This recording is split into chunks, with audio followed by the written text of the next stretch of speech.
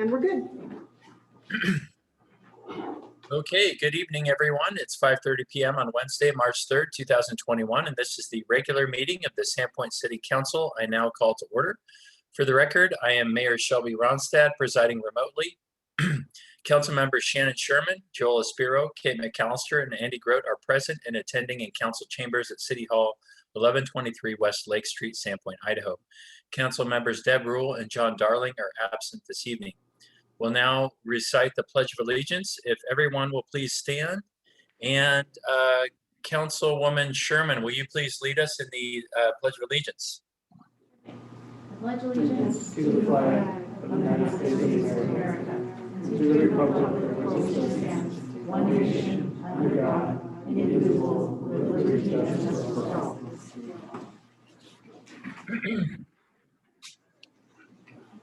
Thank you, Councilor. First this evening are announcements, and we'll also have a brief presentation from the Idaho Transportation Department regarding upcoming repairs to the Long Bridge. Jennifer, do you want to start us off with any announcements? Mr. Mayor, Jennifer is not in the room quite yet, so maybe we could proceed with the bridge update first. Yeah, let me start with council. Does council have any announcements? No. Okay, hearing none, then we will go ahead with the Idaho Transportation Department Long Bridge update. Alrighty, thank you, Mr. Mayor and Council. Want to take a minute to give you guys a brief update to the project that we are starting this week, doing some repairs and preventative maintenance on the Long Bridge, kind of towards our overall goal we have of getting both the vehicular and pedestrian bridge to 100 years service life. So goal is to get the vehicular bridge to 2081 and the pedestrian bridge to 2056. This is a $9.7 million contract with McMillan Jacobs and Associates out of Boise. And so most of the work on this project, the lion's share of the work, is taking place under the bridge.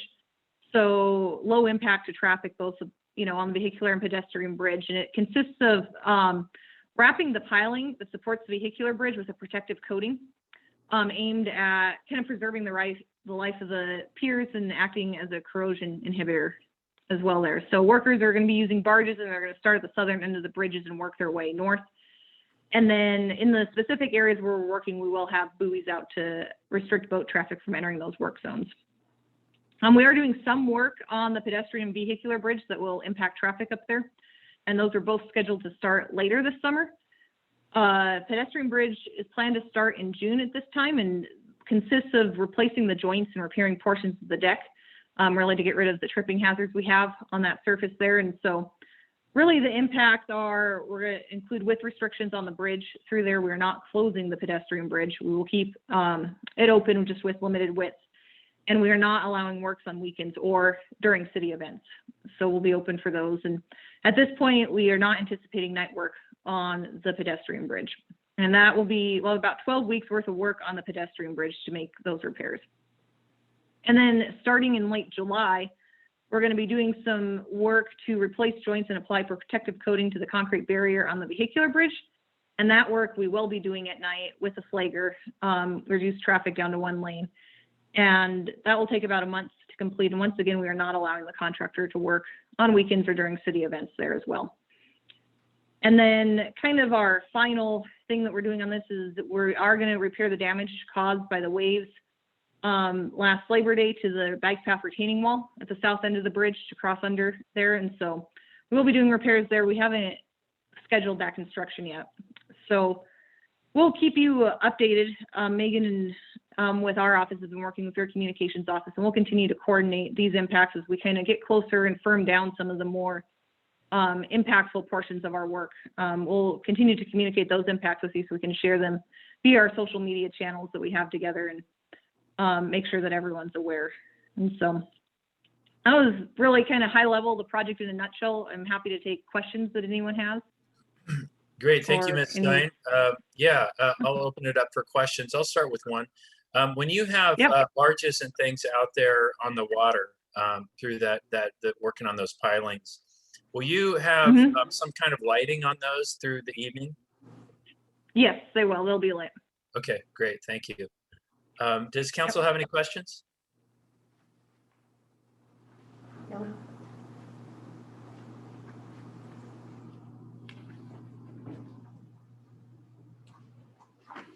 Are there no questions from council? No. Okay, thank you for that presentation, Ms. Stein. Really appreciate that. Yeah, you're welcome. Okay. Clerk, is Jennifer in the room? Mr. Mayor, she is not, so we might need to push her announcement toward a different portion of the meeting. Okay, why don't we proceed with the public forum portion of the meeting, which gives the public the opportunity to address council regarding items listed on the consent calendar on any topic not listed on the agenda. At this time, I'll take just a moment to recite the rules and procedure for public comment during Sandpoint City Council meetings, both during public forum and during other opportunities for public comment during the meeting. To accommodate those who wish to speak on general items during the public forum, as well as those who wish to speak on specific business items on our agenda, a total of 20 minutes will be dedicated to public forum at the beginning of the meeting. If you'd like to speak and did not have an opportunity to do so, we'll give everyone an opportunity to speak by reopening the public forum at the end of our regular agenda. Excuse me. Please note, if you're participating by Zoom, you'll need a working microphone on your smartphone or computer in order to participate. When your name is called, you'll see a prompt on your screen to unmute. You will need to press or click the unmute button in order to be heard. For those participating in the meeting room in person, if you wish to speak, you'll need to fill out one of the sign-up forms in the front of the room and hand it to the clerk, please. The forms are available again on the table by the front door. In the interest of time, it'd be appreciated if you'd please not repeat prior comments made by others, but simply state your support for those comments. Comments shall not be personally derogatory, nor shall they be personally directed at any individual, organization, or business. Public comment opportunities during meetings are for comments only. Do not direct any questions to the mayor or city council or to city staff during your comments, please. Each speaker will be allowed 3 minutes, and we'll now begin the first 20-minute portion of the public forum. Clerk, has anyone signed up to speak during this evening's public forum? No, Mr. Mayor, no one has specifically signed up to speak unless anyone in the audience wanted to and didn't fill out the form yet. Anyone on Zoom, if you'd like to speak during public forum, please raise your hand. No, Mr. Mayor. Okay, that concludes the public forum portion of this evening's meeting. We'll now proceed with the consent calendar. I assume Jennifer's still not with us.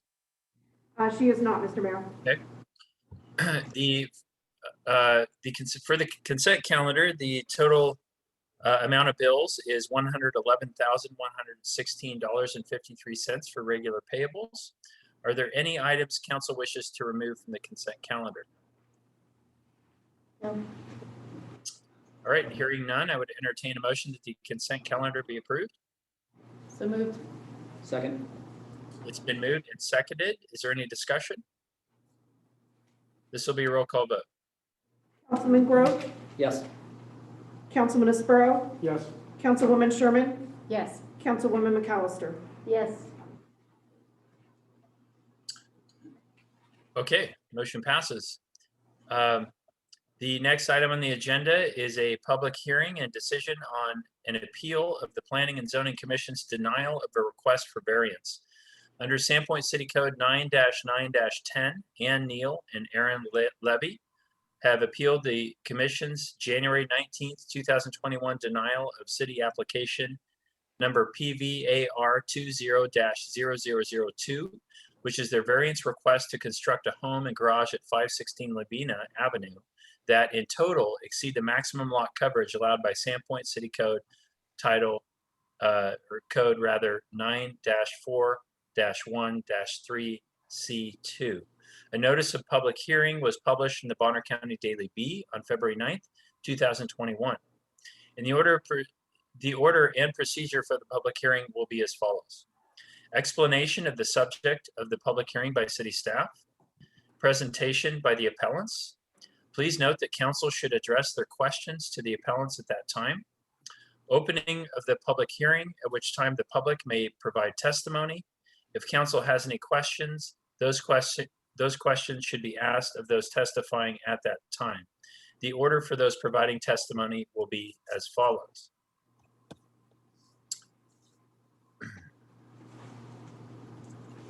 First, we will hear from those who are in favor of overturning the Planning and Zoning Commission's denial of the variance, thereby approving the appellant's request. Second, we will hear from those who are neutral. And finally, we will hear from those who are opposed to overturning the Planning and Zoning decision to deny the variance, thereby affirming the decision to deny appellant's request. Rebuttal testimony from the appellants, at which time rebuttal testimony from the appellants, at which time final questions may be asked of the appellants. Please note that if new facts are elicited during rebuttal, the public will be given an opportunity to comment on any new facts. Then we will close the public hearing. Council will deliberate, and at that time, no new information may be provided after the public hearing has been closed. Questions may be directed only to city staff during deliberation. Before we proceed any further, I'd like to ask for confirmation from each council member, please, that you've had no ex parte contact or conflict of interest as it pertains to this request. No. No. Okay.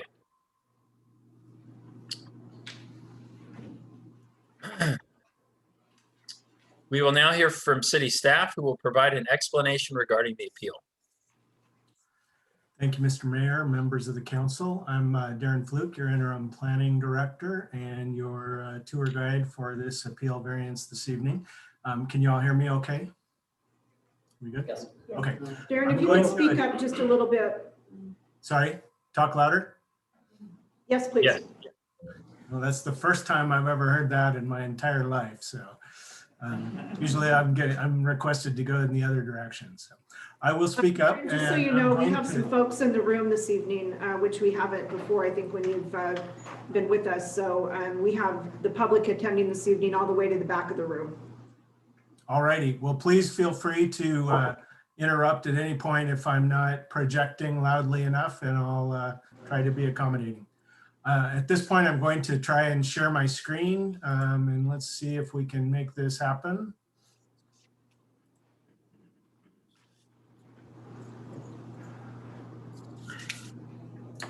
There we go.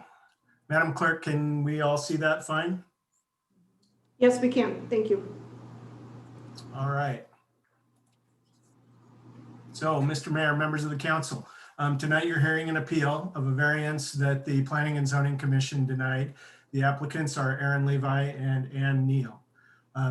What I'm going to do this evening is walk you through the record that the Planning and Zoning Commission saw and heard at their public hearing.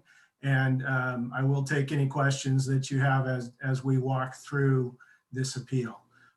Important tonight for you to understand what the question is that you're being asked. And essentially the council's decision tonight, if you were to vote to affirm the appeal, would be determining that the Planning and Zoning Commission erred in their decision to deny the application. If the council goes in that direction, they should be making findings of fact supporting the variance request. And we will go into more detail about what those findings actually are a little later in the presentation. On the other hand, if the council were to vote to deny the appeal, that would be affirming the decision of the Planning and Zoning Commission and affirming that they did not err in their decision.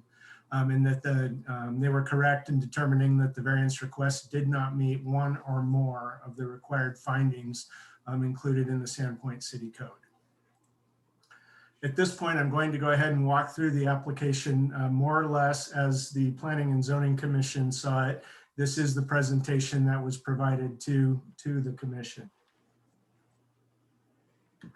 They heard the application on January 19th. And as you can see here in this slide, the property is located on the west side of Lavina Street. That's just north of Ontario and south of Erie. The original site plan that the applicant submitted is what you can see on your right. On the right-hand side of the image would be Lavina Street here, or Lavina Street, with the house on the front of the lot and a detached garage with accessory dwelling unit on the back. The variance request specifically was to exceed the 35% lot coverage allowed by the RS zoning designation by approximately 6.4%. So if approved, the applicants would be achieving a 41% lot coverage or just north of that, or approximately 421 square feet beyond what is allowed by the code. I provide you this by way of reference, and as I did for the Planning and Zoning Commission, and it is a timeline showing you when the application was submitted and sort of the timeline of events that led us to where we are today. There has been a lot of discussion and back and forth with the applicants, both on the P&Z record and in the letter of appeal that you have in front of you, regarding the interim inspections that were done on the property. And you can see here where the foundation was inspected, the footings, the sheeting inspection, and the framing inspection. Essentially, the applicants have asserted that their non-compliance with their approved building permit should have been identified by the city at essentially this stage of the process. And as you saw in your staff report for this item, it was noted that this was actually caught at an earlier stage than would typically be expected in the building permit process. And that's because these interim inspections are really focused on life safety and structural issues to make sure that the building as it's being built is complying with structural requirements and nailing patterns and the very technical aspects of getting a structure built. This was the original building plan as submitted. The front elevation there is what would be facing Lavina Street. The right elevation would be to the north of the structure. So what you see here is a covered porch along the front and along the side, a wraparound porch, and then also a covered porch on the rear of the structure here. Again, this was the original building plan as submitted. In reviewing the building plan application, the planning staff did note that this exceeded the lot coverage allowed by the zone and asked the applicant to modify the plans appropriately. There could have been several solutions at this point prior to starting construction. One of them would have been to reduce the size of the garage and ADU or the size of the building. They could have potentially not covered the porch as is requested here, or they could have worked with an adjoining property owner to add additional square footage to their lot, giving them some more land area to work with and therefore more structure to put on the land area. None of that occurred prior to the building permit being issued. Instead, the applicant submitted a proposed and preferred design solution, which looks like this. And essentially that was to leave a portion of the roof area uncovered in this sort of trellis fashion that you see here on the rendering, both in the rear and on the front and on the side here. It was determined by staff at the time that that would comply with both the spirit and intent of the ordinance as for lot coverage, and the building permit was therefore approved and issued and construction was begun.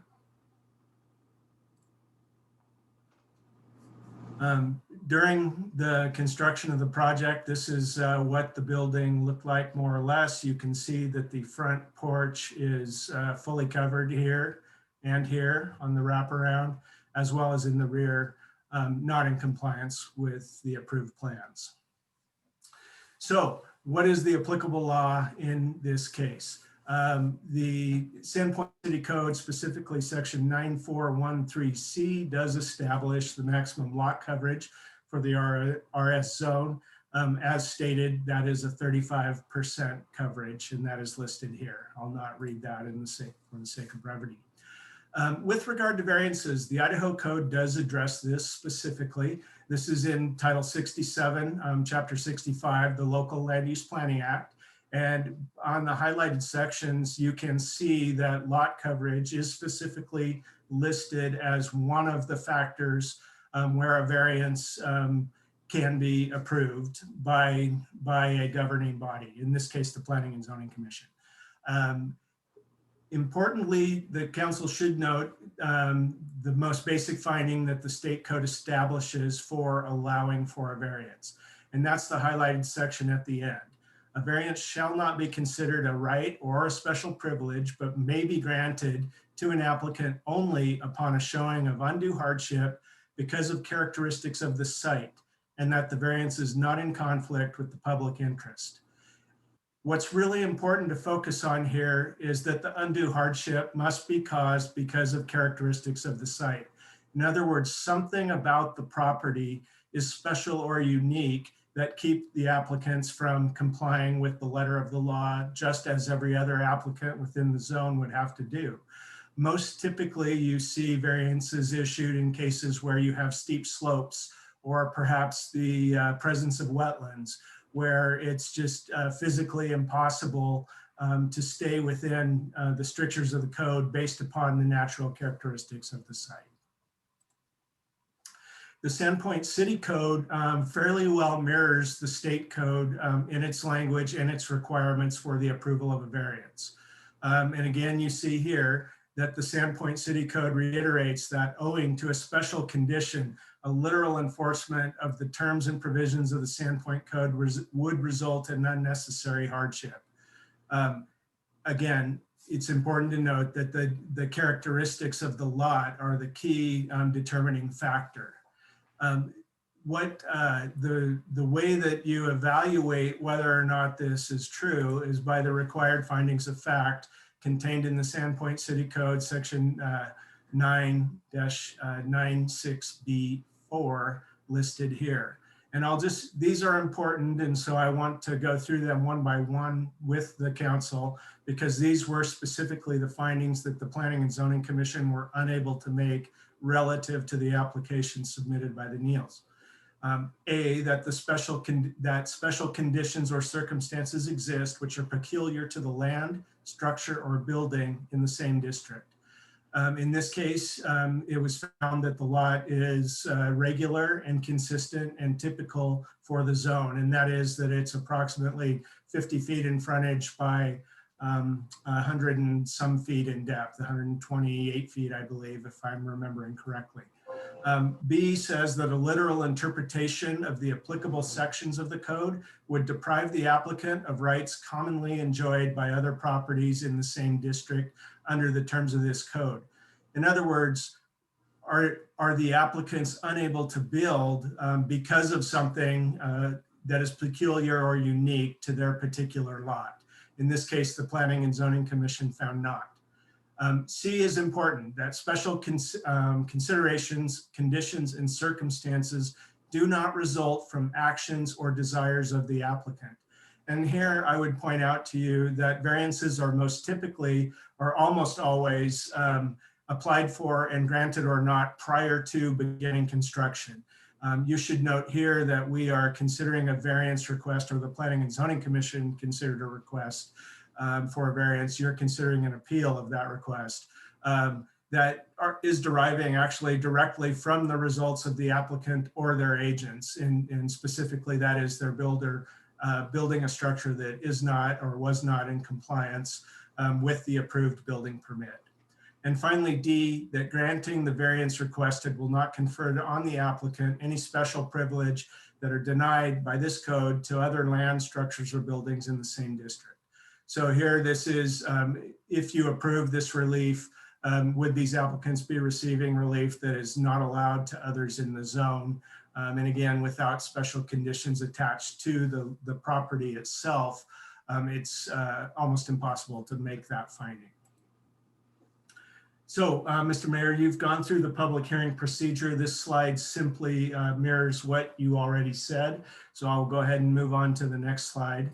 And that is just a reminder of the P&Z's decision. They voted upon considering the evidence and testimony by a 5-to-1 vote to deny the variance request, with one commissioner abstaining for a conflict of interest. So again, you've seen this slide, but just by way of reminder, tonight following the public testimony and deliberations, The question before the council will be, did the Planning and Zoning Commission err in their decision? And if so, you'll need to make the findings, the 4 required findings of fact supporting the variance request. Alternatively, voting to deny the appeal would affirm the decision of the Planning and Zoning Commission and that they did not err in their determination. That is the sum of my presentation. I would be happy to stand for questions if the council had those. Otherwise, I will stop sharing my screen and you can move on to the testimony portion of the hearing.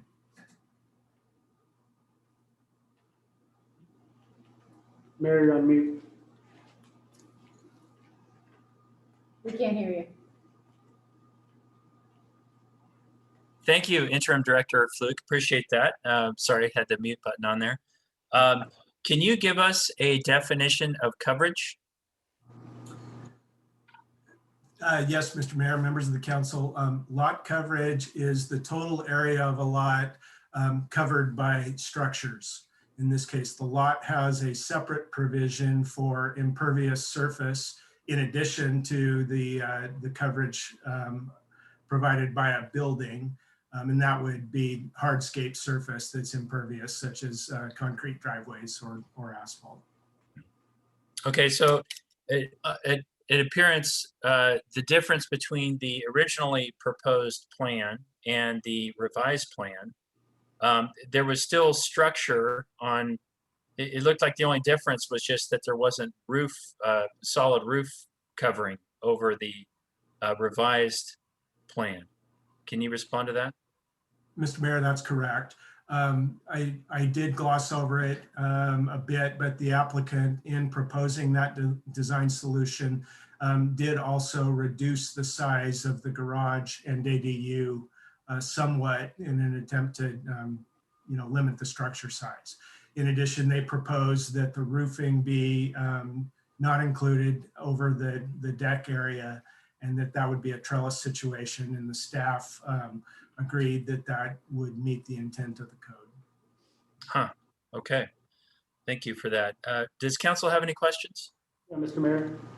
Yeah.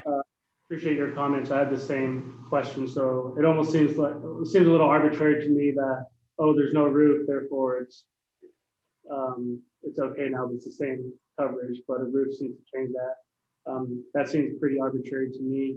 So I appreciate your comments, Mr. Mayor. The other question I have is, can you, Darren, talk about the conspiracy portion of, I forgot which slide it was, but it almost seemed like if we approve, there's conspiracy. If we deny it, then there's not. Almost seems guilty. Would you mind expounding on the conspiracy portion to make sure I understood that? It was in the code, I think number 4. I think, yeah, or D, sorry. So, yeah. Mr. Mayor, council member, what provision D is saying that the granting of the relief shall not confer a special privilege upon the applicant that's denied to other land in the zone. You use the word conspiracy. Sorry, I just wondered if you can explain that a little more so I understand. I'm sorry, I'm not tracking the conspiracy question, council. Oh, I heard that. I heard the word conspiracy, so I was hoping that you could explain that so I understand what you were trying to say. Maybe I misunderstood you. So, Mr. Mayor, council member, I might have mumbled. I certainly didn't mean to say conspiracy if I did, because that's nowhere in the code. And okay, so, yeah, and I completely could have misunderstood you, so it's fine. Yeah, I probably mumbled on consideration there. Okay, no problem. Thank you. And Mr. Mayor, if I could. Yeah, Darren, please. thank you very much.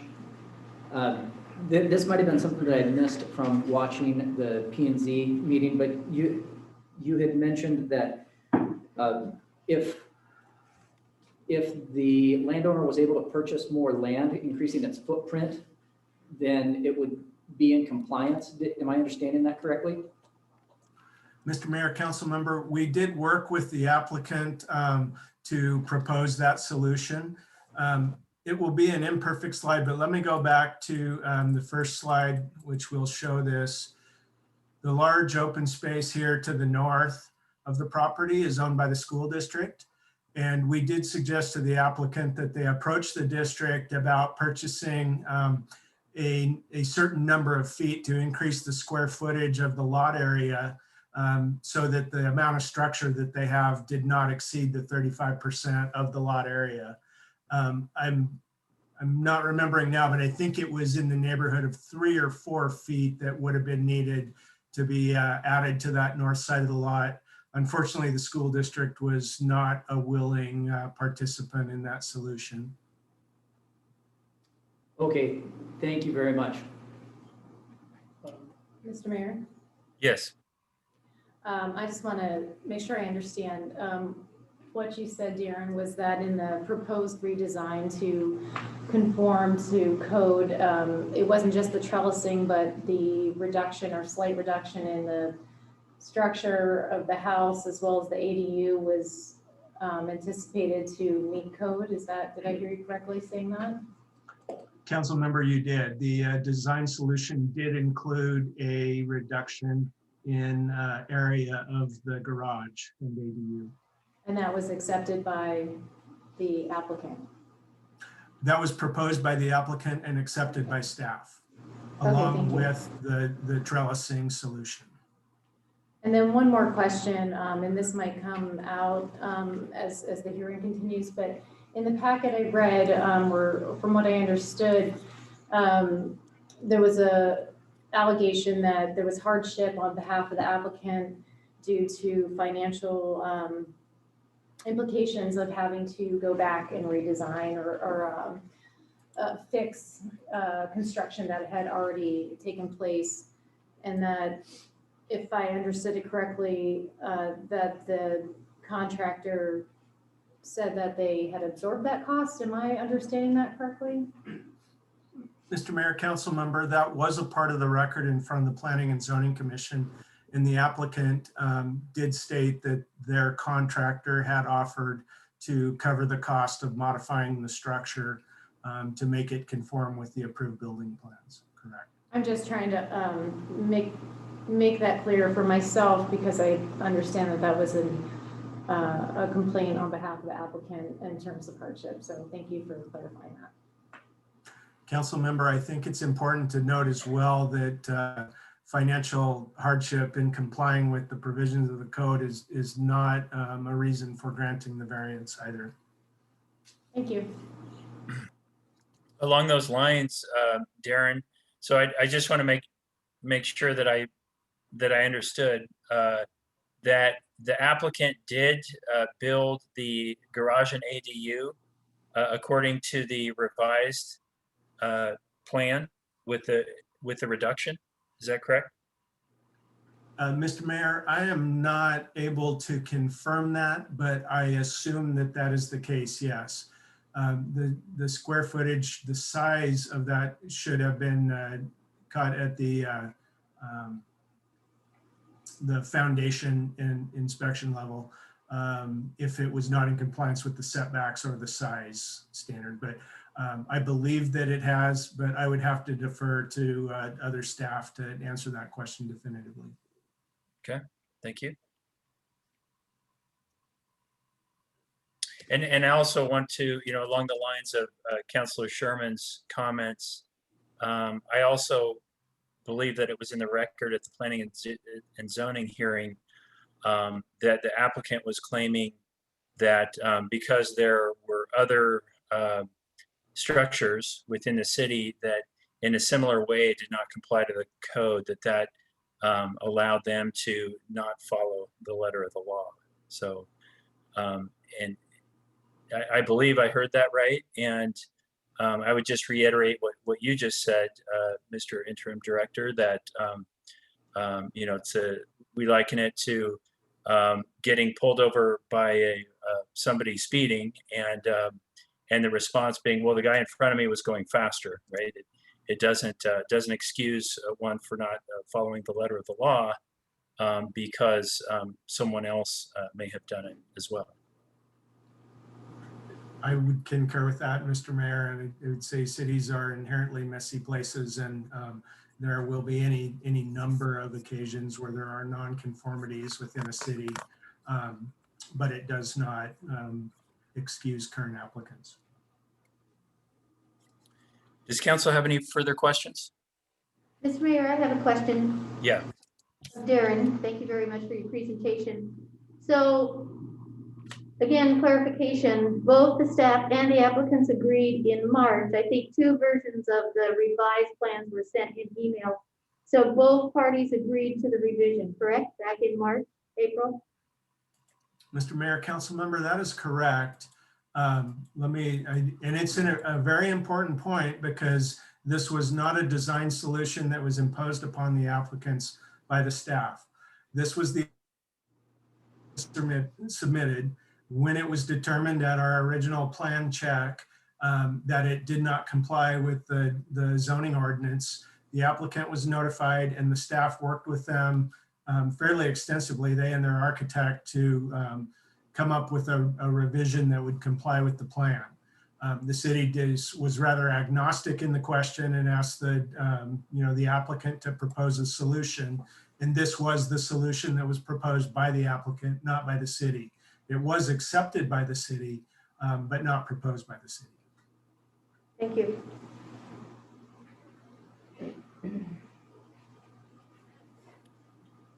Council, any further questions at this point?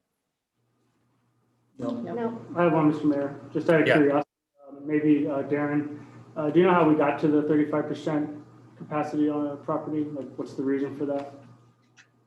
Mr. Mayor, council member, I don't know the history on that. I can tell you that 35% is a very common figure that shows up again and again in zoning ordinances throughout the state. And that is not at all atypical. I think lot coverage standards are very common.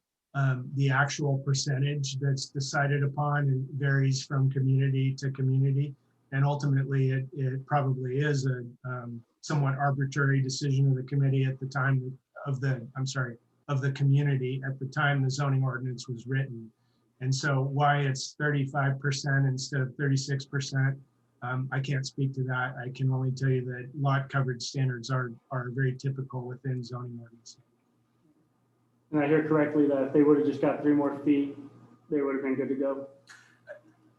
Mr. Mayor, council member, if I remember correctly, yes, it was in that neighborhood of about 3 feet. Thank you very much. And Darren, I believe that's 3 feet along the long length of the property. So that's probably what, 3 by 125 or 3 by something. So we're not talking 3 square feet. We're talking probably several hundred square feet. Mr. Mayor, that's correct. I believe they were over by, I'm looking now. They were over by approximately 421 and a half square feet. So they would have needed to pick up that amount of land. Thank you.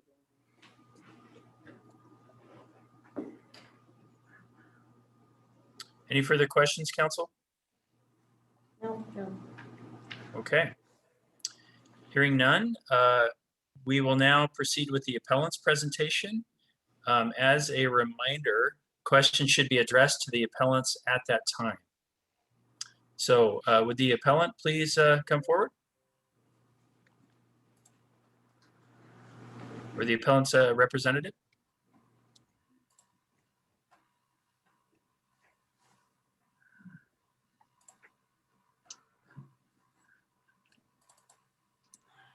Good evening, Mr. Mayor and council members. My name is Aaron Levi. This is my wife, and thank you for the opportunity to address you in person. And thank you for your time and thoughtful consideration. We have prepared a statement that we would like to read at this time. Okay. We are here tonight to appeal the decision by the Planning and Zoning Commissioners to deny our request for a variance for our home being built at 516 Lavina Avenue in South Sandpoint. We will present facts and evidence that do not support the Planning and Zoning Commissioners' denial of our request. Excuse me. Please. As we present our testimony and evidence, please know we mean no disrespect to anyone involved. A year ago in March of 2020, we submitted architectural house plans to the planning department. The project included plans for a 1,200 square foot house and unattached garage with an ADU above. Despite the small house design, the planning department determined that the plans were over the 35% lot coverage for our single-family zone lots. We worked with the planning department to rectify this issue, and the plans were approved about a month later. The actions we took to reduce the project's total lot coverage from 45% to the required 35% included a reduction in the size of the garage ADU building and using trellis in place of solid roof in some areas covering the outside decks. It is important to note that the total coverage of impervious surfaces presently equals about 55% of the 65% allowable. Our builder, Travis Harmon, broke ground in April 2020. On June 16, 2020, a roof sheeting inspection was conducted and approved. At the time of this inspection, roof sheeting covered all areas of the roof, including areas meant for trellising. The inspection was conducted and the roof sheeting was approved as presented. Because of the roof sheeting passing this inspection, our contractor believed that the trellising would not be required and that the roof could be completed in the manner that was in place at the time of inspection. Over 2 months later, on August 28, 2020, the framing inspection was conducted and approved. At this point, the entire roof was complete, including fascia, soffits, roofing shingles, and electricity. Again, the house and porch coverings passed inspection without a word of non-compliance. Nearly 4 months after the roof inspection, on Thursday, October 1st, 2020, just days ahead of the insulation inspection, our builder, Travis Harmon, was informed by the planning department that the house was out of compliance and would need to be significantly modified to meet 35% lot coverage requirement. We were and continue to be confused by this. We are confused as to how our project passed 3 inspections without any notice of non-compliance. We are deeply concerned and disappointed by the lack of communication between inspector, the planning department, and us. To this date, as an affected party, we have not received any official notice of non-compliance. We have not received an official letter, email, phone call, or text outlining any non-compliance.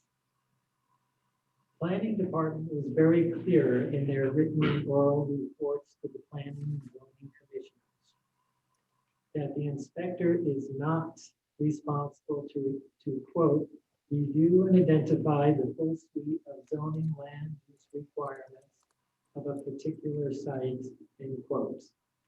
We completely disagree with this statement, as the current job description for the building inspector states that this position is responsible to, quote, ensure compliance of plans and sites with city and other building codes, assure conformity of new construction to city codes, and to notify affected parties of compliance issues in a timely manner.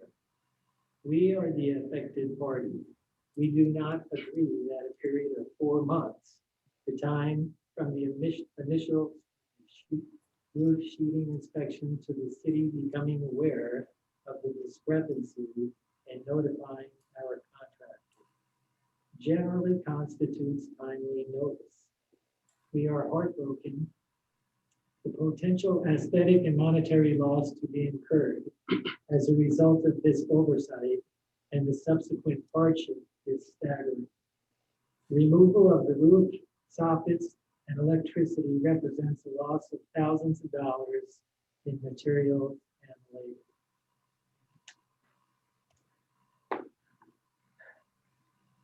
This house represents a lifetime of our service in the education and medical fields. We would never gamble with our finite resources in such a casual and cavalier way. We would never assume we could get away with a deviation from the plan on which we devoted many hours working with the planning department. However naively, we wholeheartedly believed by way of multiple favorable inspections that our home was being regularly inspected and built in accordance and in compliance with those inspections. It never occurred to us that we should have questioned the accuracy of those inspections. Additionally, it is our belief that our builder, Travis Harmon, would never jeopardize his good standing as a competent and honest Sandpoint contractor had he not believed his work had been inspected and approved by the building inspector and the planning department. The city of Sandpoint has surveyed the neighbors within a 300-foot radius of our home. 100% of respondents within this radius, 7 in total, have voiced support of the variance request. An additional 4 letters of support were submitted by Sandpoint residents. 3 of those residents reside in South Sandpoint, with the 4th residing in the greater Sandpoint community. The Planning and Zoning Commissioners did not include this public input in their oral deliberations. It is deeply concerning that our immediate neighbors' input was requested and seemingly of no consequence in the final decision. To summarize, our home has passed 4 inspections: the foundation, the roof sheeting, the framing, and the insulation, without any official word of non-compliance to us, the affected party. If at any time the city found our home to be out of compliance, we would have expected a notification of some type, be it a letter, a phone call, an email, or a text. To date, we have received nothing of the sort. Quite to the contrary, the only documentation we possess are the inspection reports that indicate our home was and has been regularly inspected for compliance and has passed all of those inspections. As a consequence of the city's failure to identify any zoning violations and notify us in a timely manner, our home has progressed to being nearly complete, making the proposed modification exceedingly challenging, costly, and heartbreaking. Had we been notified of any non-compliance in a timely manner, we would have had the ability to readily intervene and correct the discrepancies. Additionally, 11 letters of support for this variance have been submitted by residents of Sandpoint, 10 from the South Sandpoint neighborhoods, and 1 further afield.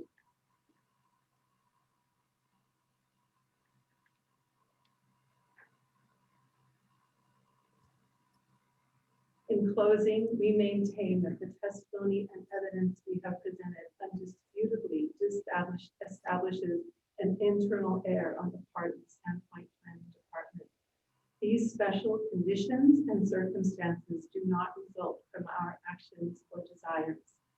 We would not find ourselves here tonight had our home been inspected in accordance with the building official's job description and had we been notified in a timely manner.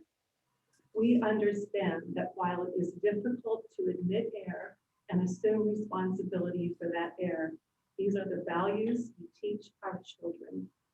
It seems only right that our public institutions should model those values as well. We trust that the city of Sandpoint will assume responsibility for these errors and allow us, by whatever means possible, to keep our home as built. We thank you very much, Mr. Mayor and council members, for your time tonight. Thank you, Mr. Levi and Ms. Neal for that presentation. Does council have any questions for the appellant? Mr. Mayor, I do. Okay. Did you guys have a conversation with the Lake Pond Area School District about trying to get more property? How did that go? We had 2 conversations with the Lake Pondery. Mr. Fluke doesn't know that because we worked with Aaron Qualls at that time. There's been quite a changeover in staff during this whole situation, but we did speak with them. Aaron did. So we spoke to them, and one of their members brought our request to one of their meetings, and they just said out now they're not really interested at this time in letting go of any school property. That was the end of it. We talked with them before the permit, which before the permitting process, Aaron reached out to the chief financial officer, and she indicated that they were not interested. Land in South Sandpoint is a commodity, and they want to hang on to that property. And then we had their board member who is responsible for the section that we live in. That was after Mr. Fluke brought this idea to us again. We actually reached out to the board member. He visited us at the site. He looked at it and he took it to the superintendent and again, the chief financial officer, who both decided that the school was not willing to entertain that idea. Also, I had suggested to to that member that we would be willing to buy the 3.5 feet along the north border and still keep our fence where the present line is, because I thought that would be a no-brainer. But they still, they just didn't want to let go of any property. I appreciate you guys doing your due diligence with that. Mr. Mayor, Yes, please. I have a couple questions for Mr. Levi and Ms. Neal. Thank you for being here tonight. Just one thing I wanted to clear up. Was your structure, your home and the ADU garage unit built to the original specifications of size or the reduced specifications? I'm trying to get a better understanding of whether it was the full build out of the roof that pushed you over the edge, or if it was the fact that the plans were approved at a smaller footprint, but then were built out from that. Footprint of the house, and there's two different, the public uses footprint in two different ways. For the planning department, footprint is roof coverage. The house itself is, the footprint of the house itself, living space is 1,200 square feet. There is a fair amount of porch in the front and the back of the house. We cut off 5% off of the garage, and the trellis on the house, that was another 5%. So To answer your question, yes, we built to the specifications of the smaller footprint. The house footprint never had to change. It's a 1,200 square footprint. What we're talking about are coverings over decks. This is the whole issue. The trellising would only be over decks. The ADU garage foundation did shrink by 5%, and we did build to that specification.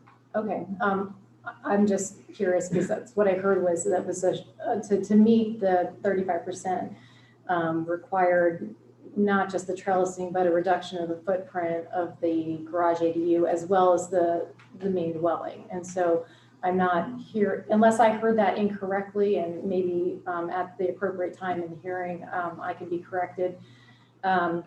I didn't hear that there was a reduction in that footprint. So I'm just trying to align what I heard in terms of what was the agreed upon plan to meet that 35% coverage and what was built out in actuality, regardless of the roofing. So in terms of the actual structure, regardless of the roofing. So I appreciate your comment there, and I can get further clarification. I think that there'll be an appropriate time for me to do so. But my second question, and I brought this up to our interim planning director, was in terms of financial hardship. And I understand, you know, how much time and energy and emotion has gone into this process for you, as well as money.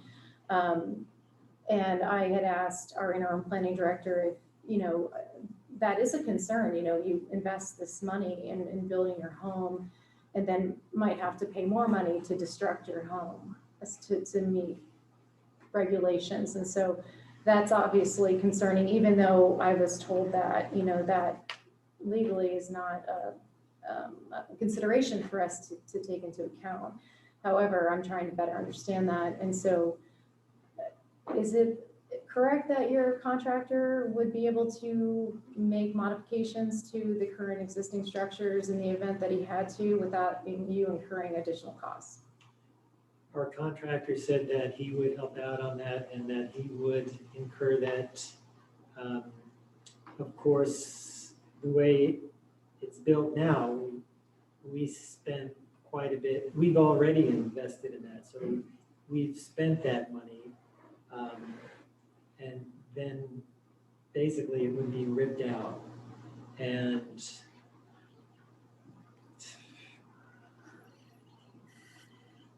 I understand that, 'cause that's a difficult thing to consider, especially seeing it already in the format that it exists. it was paid for once already as it was built. But I just wanted to better understand if it's a personal financial hardship to you or if the contractor was going to absorb those costs. The contractor, he stated that if it came to having to be ripped out, that it costs probably about $10,000. He did say he would incur that cost. He feels some responsibility for that, Okay. like any contractor would. But as far as how it came about that those places even got filled in, that had to do with,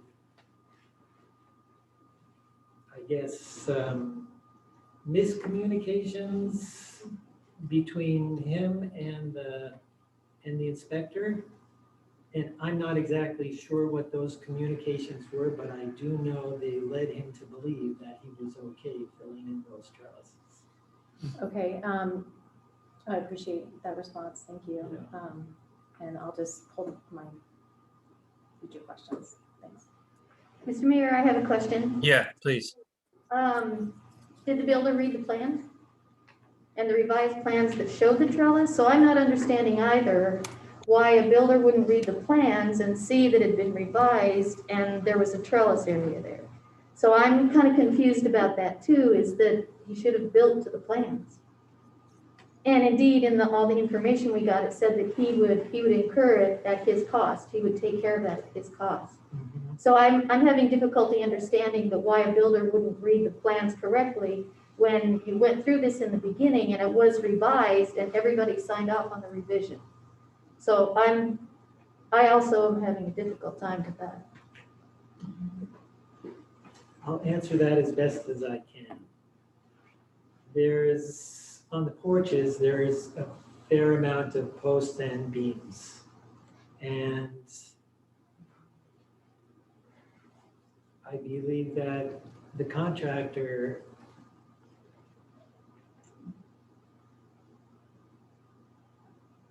I believe he was wanting to protect the integrity of the house. I could only guess that that's why those, I will tell you, I showed up at the site one day and I saw the trellises were filled in on the back of the house. And I asked the contractor, why are those filled in? And he led me to believe that some communication that occurred between him and the inspector led him to believe that it was okay to fill those in. That's all I know as far as how that came about. Right, despite what the plan said. Okay. Thank you And very then much. the roof sheeting inspection occurred and it was passed as presented with it filled in. And that for us is the place where if we had been notified at that moment, we would have been able to intervene and rectify and make sure that didn't happen. But because we passed the inspection and we have the document that says the roof sheeting was passed as inspected, she came back 2 months later and inspected the house again and it was covered. And again, the whole roof was at that point filled in and inspected and passed. Again, without any notice to us of non-compliance. And that really, for us, is the point is that we were not aware, we didn't realize that we should have questioned those inspections, that we should have naively, we should have said something, we should have done something, and we didn't. And that's our fault, and we accept that. But we also feel that we should have been notified by the planning department that our house was out of compliance, so that at that point, before we went to all this expense, with thousands of dollars to complete the roof the way it is now, that we could have intervened before that money and that financial hardship was incurred. So something happened, and that's the mystery of it. That's what I told Amanda on the phone when I talked to her, is that we don't know what happened between the builder and the building inspector, but something led Travis to believe that that was permissible, and then that it passed inspection again without any notice of non-compliance in a timely manner, until 4 months later, then we were notified, and by that time, the house was in the state it is today. Thank you.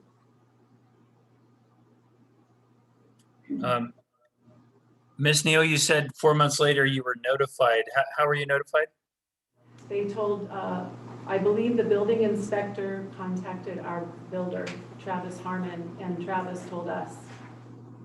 We have never received any phone calls or emails or letters of non-compliance from the building department. All we have received are public documents of approval and inspections, past inspections for our home. Okay, did you apply for the building permit, or was that your contractor? We did. Okay.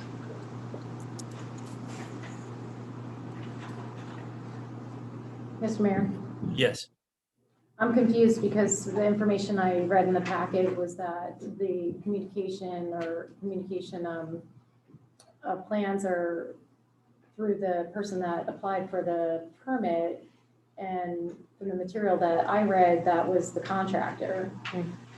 So I understand that you may not have received personal notification of non-compliance in what you feel is a timely manner, but from what I read and what I understand, and please correct me if I'm wrong, I understand that communication chain was to be between our city staff and the contractor. And so from what that doesn't appear to be inappropriate, how that chain of communication happened, although unfortunate, in how you were personally notified, but not inappropriate in terms of process.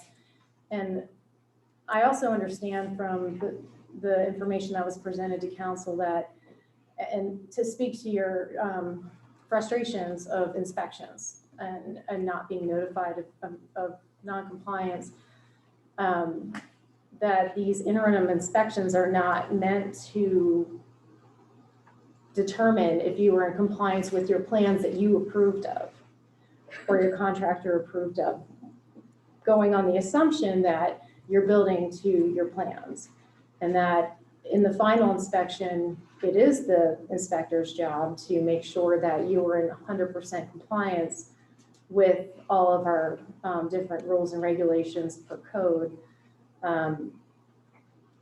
That being said, I understand the frustration you're feeling, and that there could have been a heads up, in terms of the fact that it was not meeting our code, but in relation to this individual's job description, that's a very broad description of this person's duties, and in terms of them having to do a final inspection and determine whether that is complying with our code, I do believe that encompasses that description. So it's, there's a lot of gray areas where I can see on behalf of yourselves, the applicant, that this is, miscommunication and has been problematic.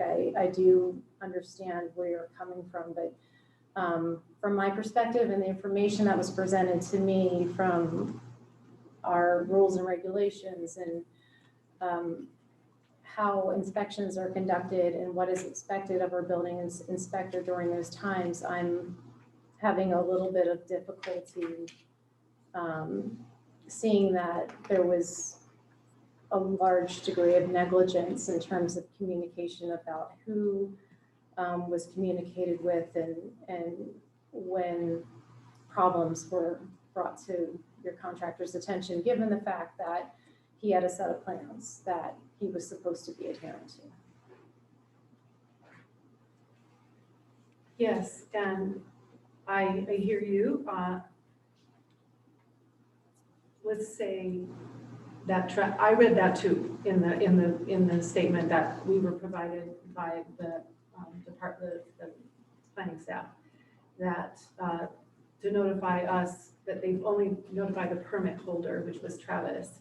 And so we could just replace all the places it says us in here and put Travis's name, because he was not notified in a timely manner either, you know, to tell us. He was not notified of any non-compliance until many months after the initial interim inspections occur. And again, I would like, I mean, I know we're not in the rebuttal, but I want to respond to this question, what you have just said, is that at the public hearing for the planning and zoning commissioners, we didn't know that either, that that it is not their responsibility, the inspector, to review and identify the full suite of zoning land use requirements of a particular site. And so I requisitioned the job description from the city, and it does actually state that they are responsible to, quote, ensure compliance of plans and sites with city and other building codes, assure conformity of new construction to city codes, and to notify affected parties of compliance issues in a timely manner. So when I read that and I think, oh, so the final inspection is where those duties come in rather than in any of the interim inspections, that doesn't really make sense to me. It's confusing that you would wait till the house is finished before you bring up any violations in code or in code violations, because I would think that those would want to be addressed as soon as possible to allow the homeowners the ability to intervene and rectify those issues. And that really is the point, is that one of the points is that that didn't happen, whether it's us or Travis as our representative. Those notifications were not made known to us. We didn't know that. We were never told that there were any violations. Thank you. Council, any further questions?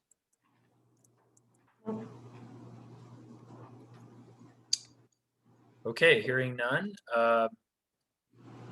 You can go ahead and relax, Mr. Levy, Mrs. Neal. Thank you for that presentation.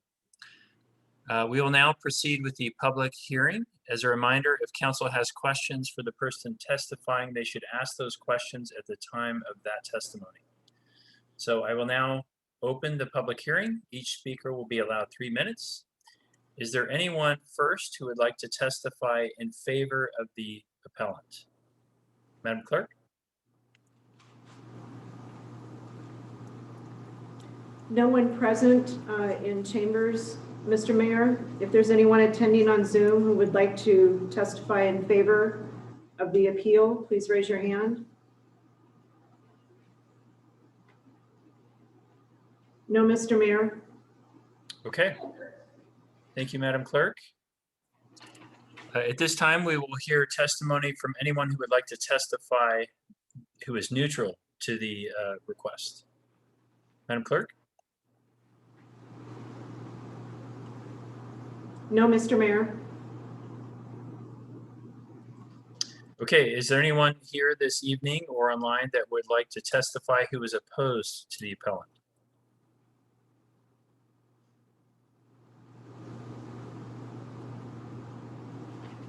No, Mr. Mayor. Okay, one last opportunity. Is there anyone who would like to speak on this topic, either in favor, opposed, or neutral to the appellant's request?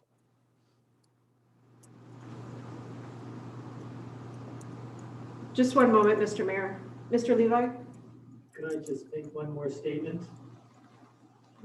Yes. Excuse me. Mr. Mayor, there is no one else who wishes to speak. Okay. Thank you, Madam Clerk.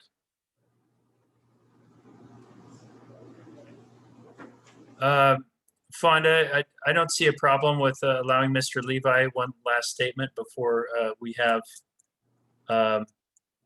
deliberations. Is there a problem with that in your mind? There's not a problem with that. No, he can make one Okay. last statement. Okay, Mr. Levi, if you'd like to approach the podium again, please.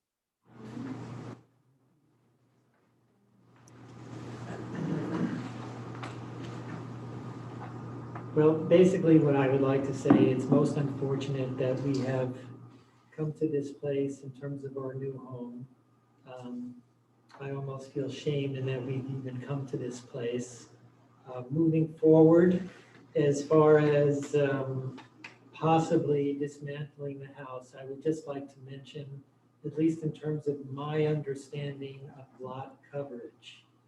I believe the issue is drainage, and lot coverage in the part of town where we are is, of course, as we've been saying, 35% for footprint, roof footprint, and an additional 30% for impervious surfaces. And if drainage is ultimately the issue, we're coming in at approximately 56%, so we still have ample drainage on our property. And I know this is me and it's very personal, but it just seems like it would be a shame to rip out, work on a house, and when drainage is ultimately the issue. Anyway, thank you very much. Thank you, Mr. Levi.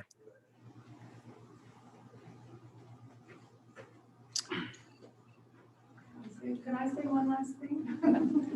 Never mind. Yes, Ms. Neal, please come forward. Thank you, Mr. Mayor. It's very kind.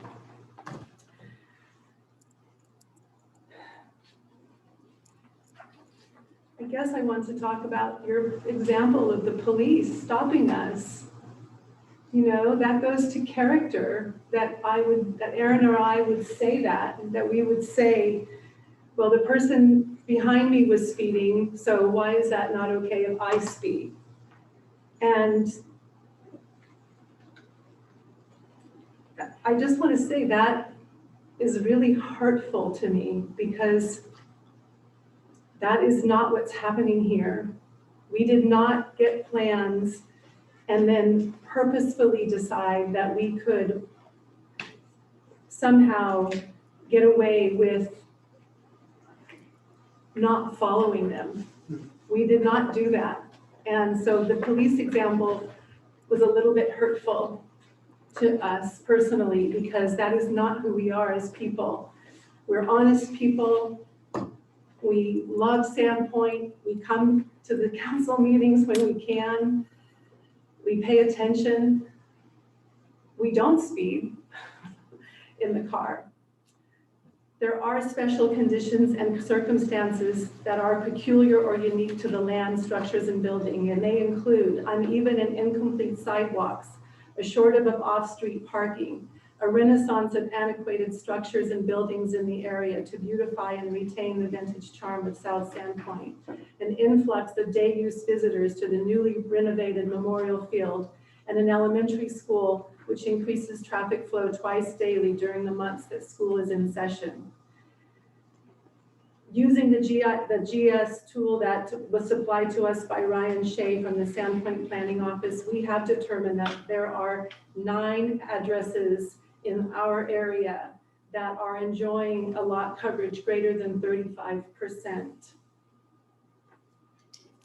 That there are special conditions, that these special considerations, conditions, and circumstances do not result from our actions or desire, but from an internal oversight on the part of the City of Sandpoint's Planning Department.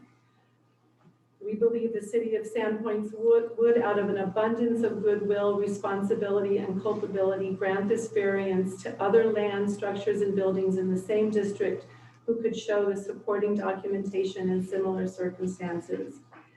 And I read these because they were in our initial narrative that we presented to answer those 4 points that Mr. Fluke pointed out to the council tonight. And I just want to say that I understand the law, I understand the codes, but there's a part, they are very black and they are very white. But there is a part of those codes, there's the human aspect that they can never take into consideration. The human error, human emotion, human misunderstanding, omission, whatever that is. Those laws do not do that, and they must be able to flex at certain times when the documentation and the circumstances demand. And I would just ask you to consider that. I would really ask you to consider what is the gray area here. Yes, Aaron and I have admitted that we should have said something. We should have questioned everything. We should have questioned the inspections. We should have questioned Travis, our builder, building what shouldn't have, we agreed to that shouldn't have been built. But how do you question the inspector's report? We should have done that, everybody, but what we really feel is that everybody has some responsibility here tonight. And for the city to just deny that, to just flat out deny responsibility, to model that for our citizens and our children, is a travesty to me. I don't understand it, and I do not agree with it. If that's what you decide to do, I will accept it, as hard as that is. So yes, I would just ask you to consider that, and I would ask you to consider that our neighbors who were surveyed are all standing here behind us tonight in full support of this variance. Our neighbors, a subset, a microcosm of the macrocosmic standpoint. I'm believing that's why you query them. I'm believing that's why you reach out and ask the neighbors so that you can look, oh, how does this subset feel about it? The people who will be directly affected by it, they love our house. They stop by every day and tell us, your house increases my property value, it increases the beauty of South Sandpoint, it complies with so many things within the comprehensive plan. It provides housing. ADUs have been on the council's agenda for years. Shortage of housing, and we are supplying that. Our intent is to lease that or to rent that long term. So many aspects of our house comply and are in line with the comprehensive plan that I know each one of you devoted hours and hours to create. And we honor that. And I really believe that those human pieces will never show up in those 4 things that Mr. Fluke presented tonight. Those are the gray areas. Those are the human pieces that will never make it onto a piece of paper in black and white. So I implore you to consider that. Aaron and I are here fighting for our house tonight.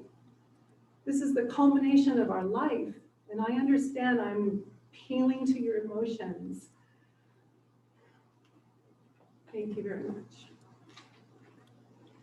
Thank you for that passionate presentation, Mrs. Neal. And I want to say that I certainly didn't mean any harmful intent with my metaphor of the speeding in a car.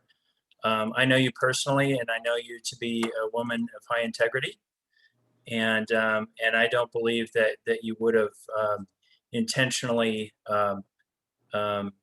misrepresented this project and your plans and trying to, essentially pull one over on the city. So I apologize to make that inference, and I certainly didn't mean to cause any harm with that statement. But we are here to consider whether or not this case meets the letter of the law or not. That is our role here this evening. And we've heard from staff, we had heard from the appellant, and at this time, it is the appropriate time for council to deliberate.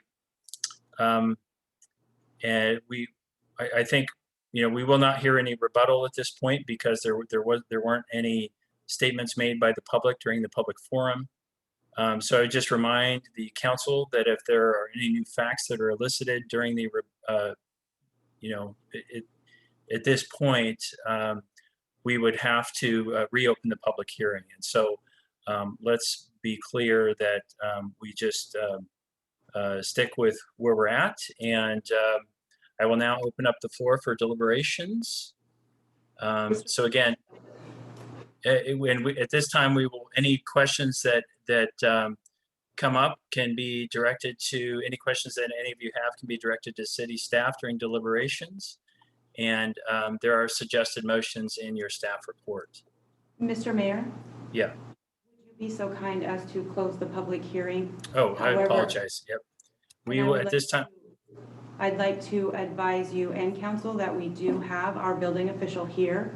If you would like to have some questions directed at her, I would propose that happen during your deliberations. Those would be questions to city staff. So you can still close the public hearing and direct questions to our building official if you have any. Thank you, Fonda. Appreciate that. So at this time, we will close the public hearing, and I will now open up the floor to council for deliberations.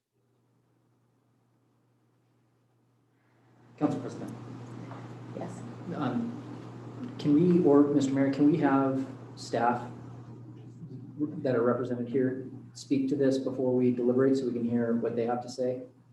Absolutely. That's a great suggestion. So I think this is where you're going, Andy. I would ask staff to comment if there was anything that was presented here, particularly from the appellant, that was either inaccurate, wrong, or maybe needs further context for us to have appropriate understanding. Mr. Mayor, is that directed at me or are you looking for? Yeah, any staff member that has relevant information, please speak up. Thank you, Mr. Mayor. Just from a high level, I think it's important that we use proper semantics here. And I want to assure the council that there's nothing arbitrary or untoward on the point of staff in this matter. Ms. Neal is right. We don't have the luxury of staff as taking a human element into account in the code. It is fairly black and white. The code says shall, and that's what we as staff apply on behalf of the city. And I think that is proper, and I think that's how the city council would want the staff to behave. That's not our role to try and interject a human element into the code. Having said that, I do want to just correct a couple of things that are on the record so that we're very clear in front of council about what those inspections are for. And the first thing is regarding the permit holder. The permit holder in this case was the contractor, and that is where the communications take place. So that's fact number one. Fact number two is the purpose of the inspections. And this is really important because the applicants are alleging that the city should have noted at the sheathing inspection that they were out of compliance. And it's important here, not with the code, but with the conditions of the building permit. Those were land use or zoning conditions that were placed on the building permit. They were not code questions to be considered by the building inspector. The purpose of the sheathing inspection is to ensure that the sheathing complies with life safety and structural considerations so that the seams match the pattern that was approved, that the nailing patterns match what was approved, so that the structure has structural integrity. That's the purpose of the sheathing inspection, and the structure passed the sheathing inspection. I would further point out that it is very common, in fact, most common, that sheathing is installed in full sheets And then any fenestration or any subsequent penetrations through that sheathing are cut after the fact.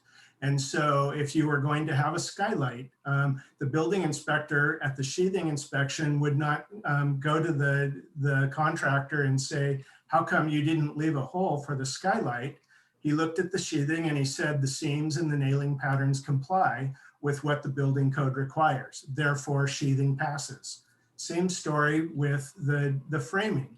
The framing is concerned with the structural integrity.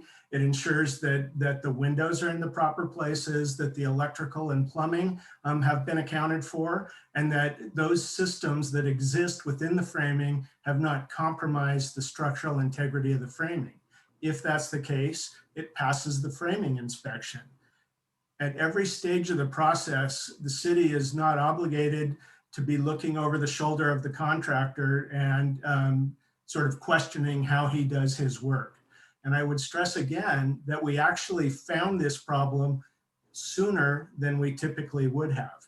This compliance with zoning and land use questions are identified at the final inspection stage of the process. In this case, we found them some months before a final inspection was ever requested. And that's, got us down the process of where we are today. And so I wanted to just correct the record and make sure that we're speaking of these inspections in proper terms and that we all understand exactly what they're intended to do and what they're looking for. Thank you for that. That was really helpful. Council?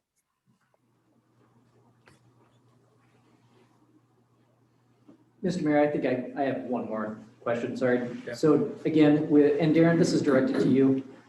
So the modified plans went to an open trestle, is that correct? And there were drafts or drawings that showed a trestle, so open trestle. And the builder, for whatever reason, we don't know, we're not here to debate miscommunication, did not build open trestle. Mr. Mayor, Council member, that's correct.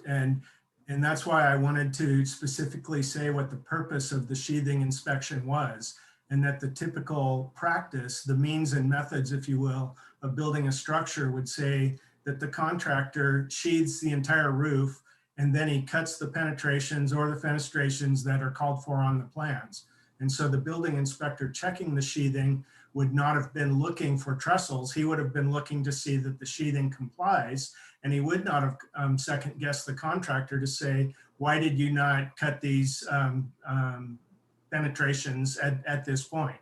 That is the contractor's job to do that. And so it's not at all remarkable that this was not caught at the sheathing inspection stage.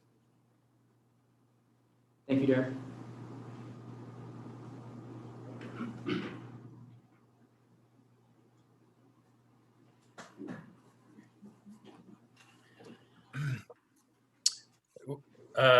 Amanda, did you have something you wanted to add? I did, and I apologize, Mr. Mayor, for chiming in here, but you welcomed any staff to make a comment if we heard something that wasn't quite accurate. And I just wanted to clarify that there was never a conversation with Travis regarding any waiver from the building permit that was issued. So that conversation didn't take place, and I just wanted to make sure the record was clear. Thank you, Amanda. So some more deliberation, and Wanda, this is to you, just so I understand what's in front of us, is that we are here to not determine miscommunications. We're here to determine whether or not P&Z made an error in their determination, right? So regardless of empathetically and compassionately and how I feel about this is one way. And I'm trying to balance that with what my job and my role here today is.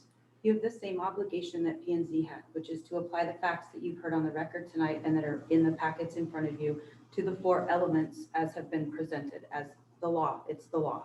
So you have to, it's an appeal, so it feels a little different, but you're still applying the facts to the law to say that I'm applying the facts either in a consistent and same manner as P and Z, such that the appeal is denied and you uphold the Planning and Zoning Commission's decision, or you can, as a group, make factual findings different than P and Z, which would then overturn P and Z's decision and effectively grant the variance. So it's up to us to determine if we've found fact. You're applying the facts to the elements exactly the same way as Planning and Zoning did. Okay, thank you. You're welcome. Mr. Mayor, Yeah, Darren, if I may, I'll let you get on mute. I don't know if you can hear me. Darren? You're on mute. I'm listening, Councilmember. Oh, thank you. With the 35%, in the law, I don't know the law that well concerning the 35%. With the roof being on there, why is that considered, I don't know the proper term, I'm missing it, as opposed to not having a complete roof over the porch right there? Footprint, why would that be considered footprint with the roof or without a roof? Mr. Mayor, council member, with regard to lot coverage, what the code states the purpose specifically as the building coverage standards together with the height and setback standards control the overall bulk of structures. They're intended to assure that taller buildings will not have such a large footprint that their total bulk will overwhelm adjacent houses. Additionally, the standards help define the character of the different zones by limiting the amount of buildings allowed on the site. That is about all that the code says about lot coverage. I believe that Mr. Neal is correct. I'm sorry, Mr. Levi is correct in stating that there are instances where impervious surface is the primary consideration. Given the lack of direction in the ordinance, and specifically black and white, the ordinance has been interpreted through time with regard to lot coverage as being that area underneath the roof, the structure that is underneath the roof. And so that's been a consistent application of the law across time. Thank you, Darren. I don't mean to keep going on and on. Keep going. So Fonda, this is going to be to you. So some of the letters that I've read in either support or not, the question of precedence has come up twice. Again, my compassion is one thing. However, I also know the bigger picture that we have a significant amount of development that is coming in our near future. My concern for this is, although in this example we have good people with a good contractor that has a great house that are post applying for a variance. The other side of that is, what if we have not good individuals in all of that applying for a post variance?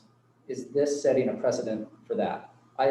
With that being said, I have concerns that we're going to be this meeting and the one previous will be looked at as, well, you did it for these guys, why not do it for us?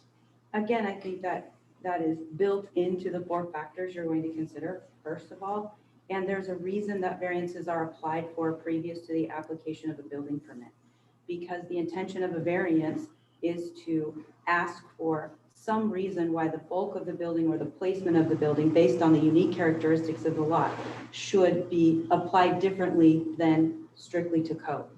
So if you're concerned that this is going to set a precedent, if you were to overturn planning and zoning and grant the variance, would this set a precedent? Is that what your question is? Yes. Yes. And I'll preface it with this. Like, I understand that the variances need to be applied for pre-building. And that's a big sticking point with this. So we are dealing with a post variance, which it makes, it's already built. Sorry, Bill. So I'm sorry. Well, any decision that you make effectively sets precedent. Okay, thank you. Thank you.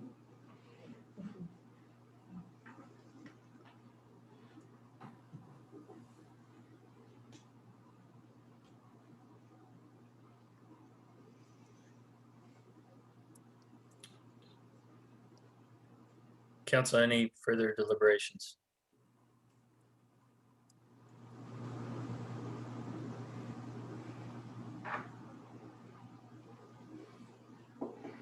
I'll give us a moment. I know we're all contemplating here.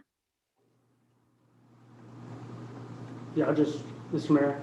Yeah. More to fellow council members, I appreciate comments tonight, and with the appellant, I don't see them. They said sorry a few times, and I believe they're sincere, but I don't put them at fault in this situation. Just like I've heard that the building inspector shouldn't breathe over the back of the builder, I don't believe that the homeowners that are trusting their builder should be watching over the back per se of their builders as well. So it makes it difficult. I feel like the appellant is almost like in the spotlight here when I feel like they shouldn't be. However, I do wonder in this particular case with the builder's not here to speak on behalf, that makes this, I think, a little more difficult for me personally, is I can't talk to the builder myself. And that makes it difficult for myself in this particular case. I understand law is black and white. I get that. I understand why it even has to be. It makes complete sense. And I think the reason for having variances and applications is because the law is black and white, and the human element to a certain degree is taken out of that. And I do appreciate that comment tonight about that. And that's why, actually, as hard as these nights are for myself, this is why I'm thankful I ran and got elected, is because these difficult decisions with the human element, not to be dictated by emotions, but to have emotions in there, and hopefully the truth prevails. I do find it difficult with many things that we have in law. Somebody set the precedent X amount of years ago, this year, this so-and-so, because town was this big or that big. So for me, these things are always personally very difficult, because sometimes they seem very arbitrary. Oh, it's because it has a roof. Oh, it doesn't have a roof. And so I find it difficult really looking at that and be like, well, it's the law. Well, sorry, a lot of things happen, and sometimes there takes a human element. We have a chief police in here that can testify. He's in charge of many men that have to make decisions with their emotions when they pull people over. But the law says this, so guess what? You get a ticket. I'm very thankful for the men and women, or whoever you are, that serve in those difficult roles where the law is black and white, where they're able to show compassion or even look past that and see the human element and make decisions. So I hope we can do that here tonight as a council. And yes, there is a letter of the law. There's also the human element that I think that we need to take in consideration. And this is a very unfortunate event, especially with the builder not being able to speak here tonight to us. I don't blame any council member for which way they vote. I just want to be able to dialogue with you guys and share how I'm thinking. And actually, this is one of the very reasons I'm thankful I'm on council, part for these decisions. I got elected by the people, and I'm for the people. And sometimes government doesn't do a very good job of things. So that's where I stand. Just want to share that. I appreciate that, Councilman, and absolutely, I am right there with you. This is the however. You did not. There's 4 things that we have to answer and respond to, and I didn't hear you respond to that. I hear your heart, and mine's right there also, but I don't know if my heart can answer these. Go ahead. So the conditions, if you don't mind, special condition and circumstance exist for particular to the land structure or building in the same district. A literal interpretation of the application section of this code would deprive the applicant of rights commonly enjoyed by other properties. Special considerations, conditions, circumstances do not result from actions or desires of the applicant. Indeed, the grant of the variance requested will not confer on the applicant any special privilege that are denied by this code to other land structures and buildings. This is giving special privilege. So, yeah, I hear you. So my question to staff would be, why do we even allow this variance or this topic here tonight? Why did the variance Yeah, come? like if, you know, Because any citizen's allowed to apply for awesome. variance. Yeah, that's good. Next question is, why did we ask was that our choice or theirs to ask neighboring homes how they felt about it? Why does that even matter? Code requires us to Does send it? notice of the public hearing Is there a reason for that?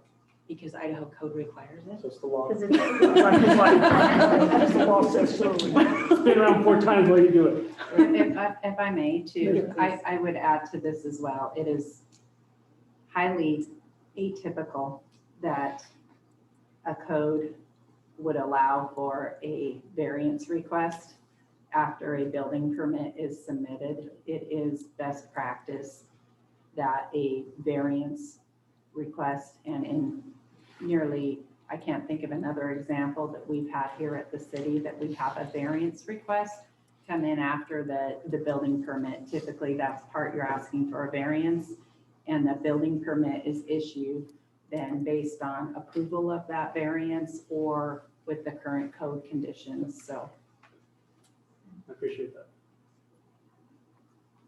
I also understand it's very emotional. I get that. I live in South Sandpoint, not too far from where this house is, and I understand that. I really do. But again, echoing what Councilman Grote said about the 4 code information, and then also I really am having a hard time with the fact that the builder didn't do what he was supposed to do. And now, and thank you, Darren, for the information about sheeting, because that was one of my questions is, what is sheeting? Because I am not a builder. And so I get that, and I agree with you, Councilman Espero, that I wish the builder were here, because he is the permit holder, and is the onus not upon him to communicate and to make sure that he follows the plan to where the plan was. Yeah, and I mean, it's a very difficult situation to be in, but again, when you take off your emotional side and you look at what we are told that we have to do, when we all went to city council school and we learned about the law, in my opinion, I'm not sure that there's really any other way to go. Yeah, I absolutely appreciate that. You know, I also think of those moments where I'm driving, kind of daydreaming, I'm going 6 miles over speed limit, police officer pulls me over. It's like, hey, what's going on? Tell my story. Hey, my bad, speeding, doing my thing, sorry. Yep, well, you know what, letter of the law says I'm gonna give you a ticket, but you know what? I'm not going to. No, Mr. Officer, the law said you have to give me a ticket, so please give me a ticket right now, because that is the law. And you're derelict. No, sorry. Point is the human aspect of this. And this is completely my opinion. That's why I'm thankful we have a council of 6, because I am a fallible human being. The word special privilege of the law, not your words of that. It just seems it is an interesting privilege situation, but the point with the whole cop thing, sorry, Chief Pierre, I'm not picking on you or anything. No, you're fine. That is life, and government's not so simple. And I'm a very emotional person, but I'm doing my best never to be dictated by my emotions. This situation for me just is a very unique one, as Jennifer pointed out, and I completely understand that, respect that, and that's why I respect any council member's decision on this. The whole letter of the law thing is just interesting, and this is a very difficult one for me. And I also do appreciate, Andy, you pointing that out towards me, Ms. McAllister as well. So let me ask you this then, because we're still going to be sitting at this council when other things come up. So what do we do when we're dealing with a whole bunch of post variances? Mm-hmm. Well, we'll look at those uniquely, and it's the only thing I can tell you. Sure. Or that we can learn from this with our building permit and be like, hey, just want to make sure that you know and communicate, and hopefully for future builders that they can take note of this as well, and everybody can do a better job. I know it's not the first time in history that government and Citizens have been confused on things and misunderstood things, and I understand that as well. It's not the first nor the last. 2020 and 2021, I think, has taught us that anything can happen. But did P&Z make an error? Huh? Did P&Z make I an think error? P&Z did the best they could with the information they had, and they chose to vote on something else. I don't know if error is the right word, in my opinion.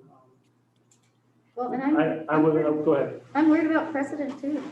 I mean, so do we inch by inch end up being someplace like Seattle where we can see into each other's houses? I mean, where does it stop, right?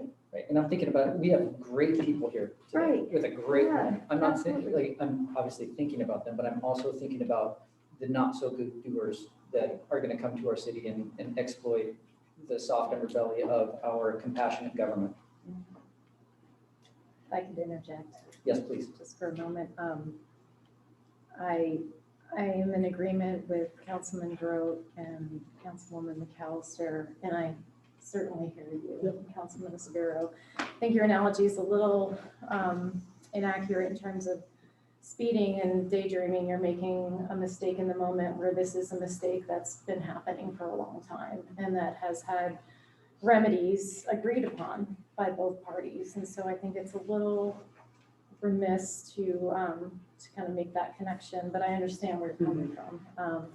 And emotion is part of all of this, but when emotion comes into it, for me personally, I have to really take a step back and ask it and take a really hard look at what I'm being asked to do as a council member in terms of what we've been presented and the facts, factual findings versus the emotional findings. So I just wanted to make those few points, and I don't think these types of decisions are easy for any of us. And in the future, as we see development exploding in the city of Sandpoint, this could happen over and over and over again. And everybody is going to be emotional about it. And I don't want to downplay, you know, what the appellants are feeling and what they are looking at in terms of rectifying this situation. But I was encouraged to hear that it wasn't the actual footprints, boundaries of the actual buildings that were in excess. And it seems like they're not going to incur the financial hardship to remedy the situation, and it will be built to what was agreed upon by all parties. So those are really my last thoughts on it.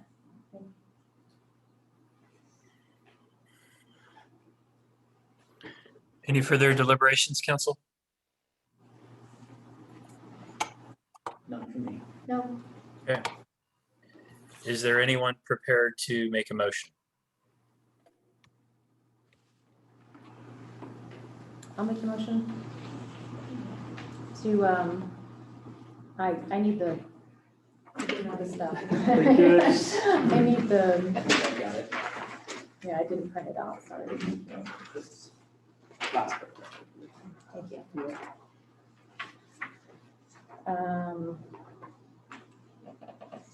I move the Sandpoint City Council, after consideration of the criteria and relevant standards of Idaho Code and Sandpoint City Code, affirm the decision of the Planning and Zoning Commission to deny the requested variance and thereby deny the request by Mr. Levi and Ms. Neal for a variance from Sandpoint City Code 9-4-1-3C2 to construct a single-family dwelling with a detached garage, an accessory dwelling unit in excess of the 35% lot coverage allowed in the RS zone on a property legally described as Lot 5, Block 11 of South Mads, second addition to Sandpoint.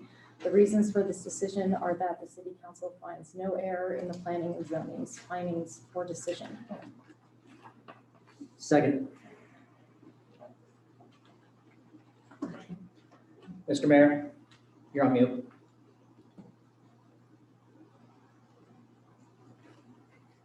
It's been moved and seconded. Is there any further discussion? This will be a roll call vote. Mayor, if I may. Yeah. Vonda, how could we discuss further, no matter which decision's made tonight, about how covering a roof changes like a lot, or covering of a lot, like? That'd be a subsequent code change, and that would come through planning and zoning. So we could do that as a city and discuss, maybe if we deem that arbitrary. Well, first of all, that discussion would have nothing to do with your decision here tonight. Correct. So I understand. we'll finish this decision, and then we could have a conversation at a later date if you wanted to have more information on that coverage issue. Okay, thank you. Any other comments from council? This will be a roll call vote. Councilwoman McAllister, Yes. Councilman Espero, No. Councilman Grote, The heavy heart. Yes. Councilwoman Sherman. Yes.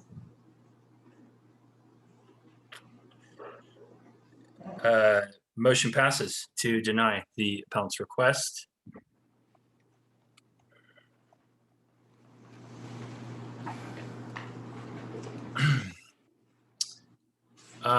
The next item under old business by resolution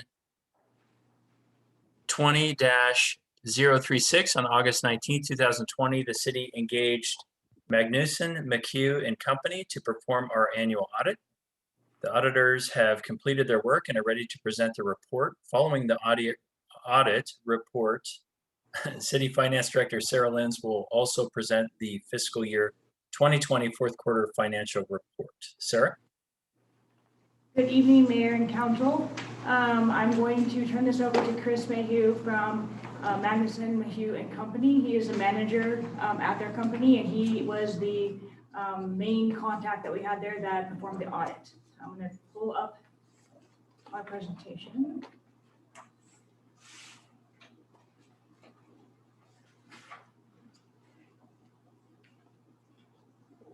Go ahead, Chris. Thank you. Can you all hear me okay? Yes. Great.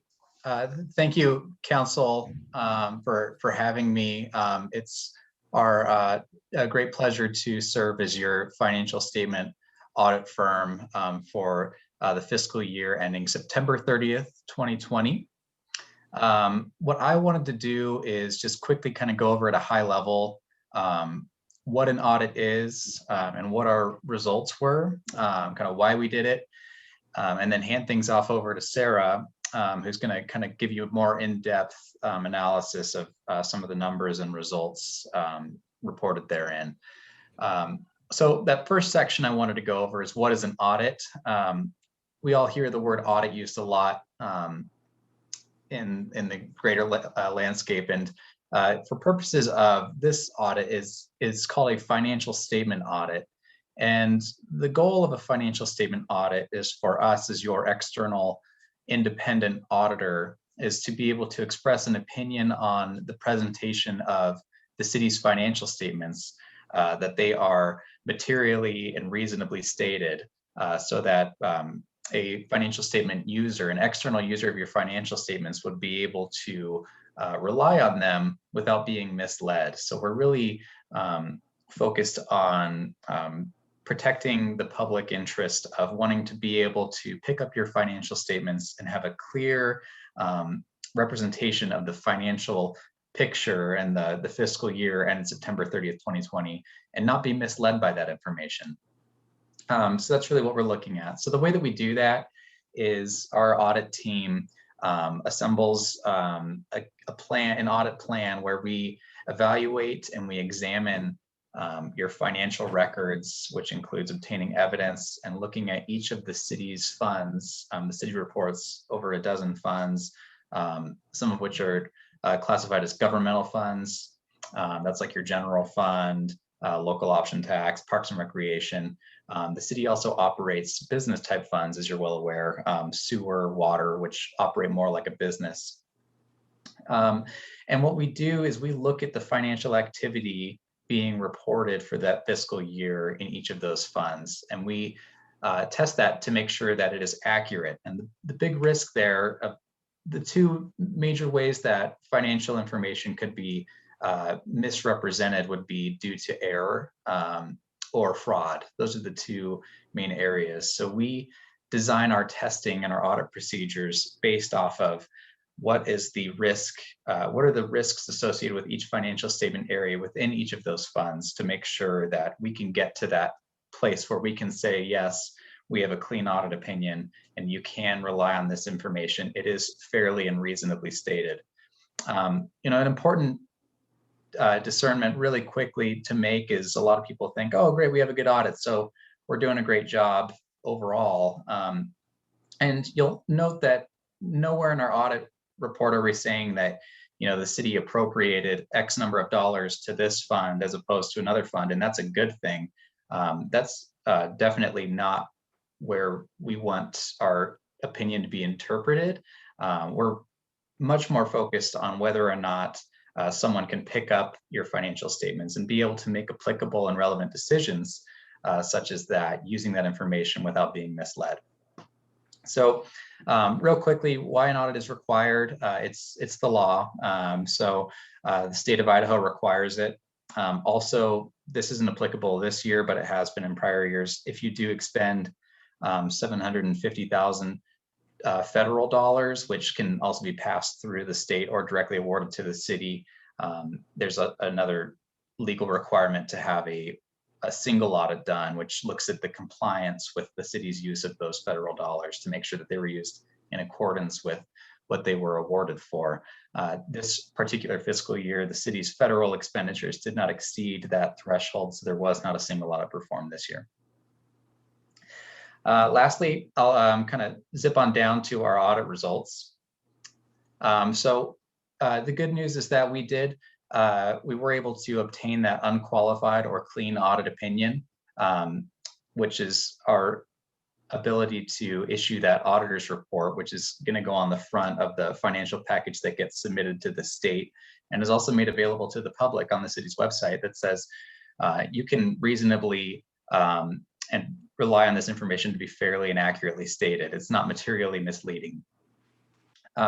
In order to do that, we have to perform that audit in accordance with governmental auditing standards, which also requires us to perform an evaluation of the city's system of internal controls. So throughout our testing, what we're doing is we are walking through with city's staff and management, making sure that there are appropriate internal controls in place so that economic activity across all of the city's funds and departments is being reported accurately and efficiently.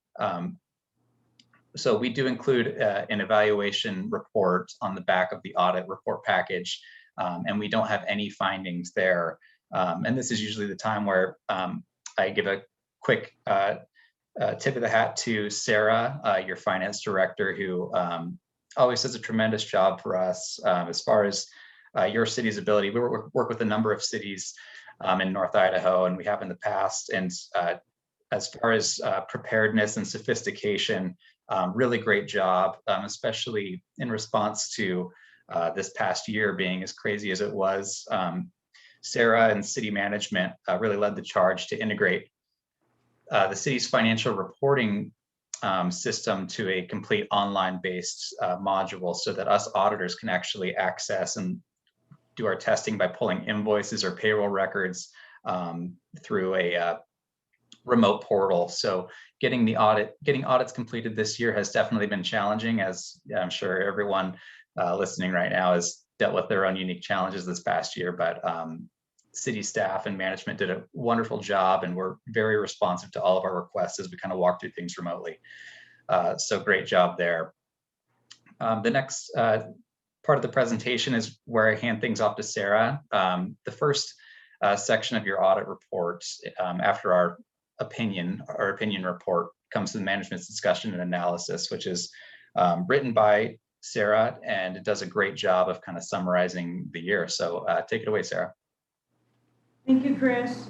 I have actually printed out for you a few key pages in here. I'm not going to go in detail of the management discussion. It basically puts words around the financial audit, so it's an easy way to digest with a couple of words with graphs and numbers. So again, I won't go into the detail of what's in that. I wanted you to turn to the tab that I have for you, the blue tab. And and we'll talk about that in just a little bit. But going down, wanted to show you the ending fund balances that we have in our funds. I also put up for reference the ending, and they are a little small. The ending fund balances of 19 to reference to 20. We will go in more depth in a little bit of the general fund increase in that fund. And then I can also, this is also attached as a link in the packet. So if you need to go look at this in detail.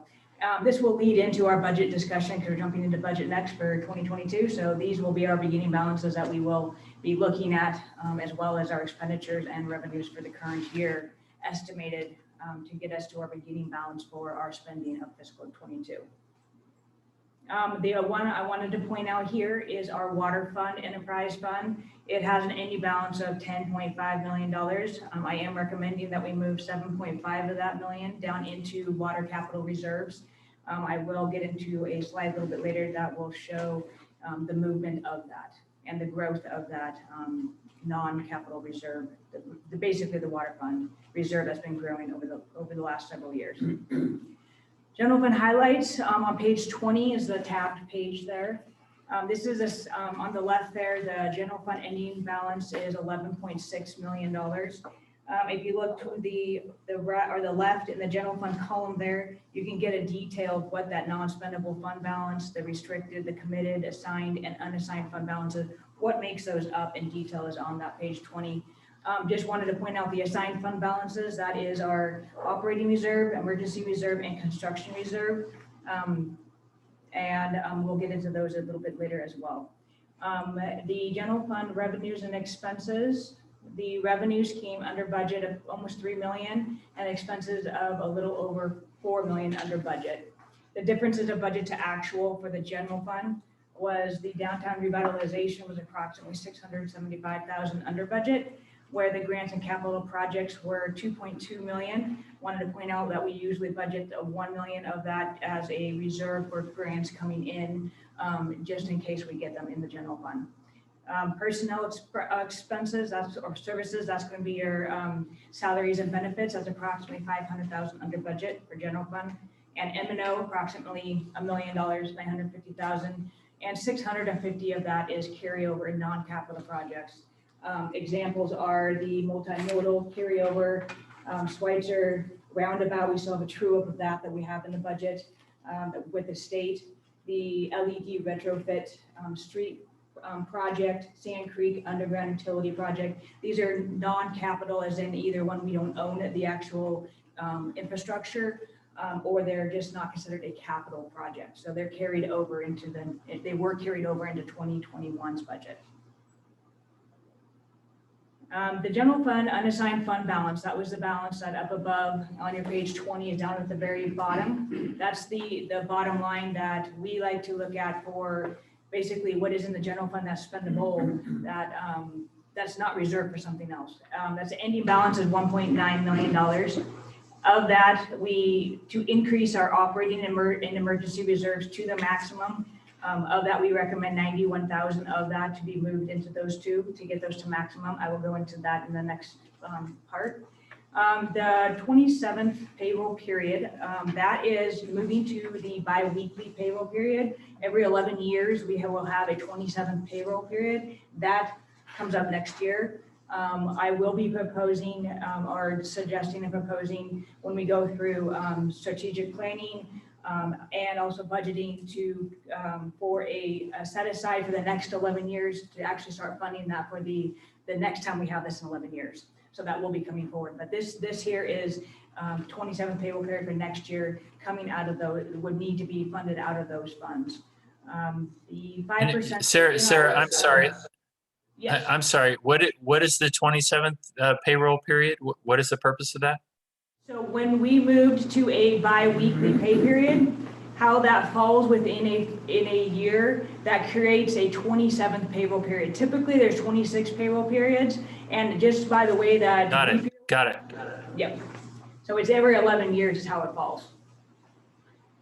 And then per our financial policies, we would like to leave, or what our policy says is that a remaining 5% of our operating budget is left in unassigned fund balance. That's for if Like for this year, for example, if we would have had a economic downturn, which we did, and that would have affected us negatively, we would not have to dip into our emergency or operating fund reserves first. That would be or if something unexpectedly came up during the year, we'd have extra funds left to cover that.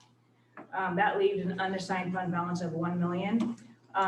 Next council meeting, we will be having, or most likely be having, the City Hall customer service remodel and HVAC system come forward. Did you want to say anything on that, or? Yeah, we'll be talking about it more as this is moving forward and coming back to you for the customer service remodel, but we did want to start to address it at this point when you're looking at the budget numbers, that with construction costs where they are, material costs, labor costs for construction, our costs for the first floor remodel are over budget from what we've projected.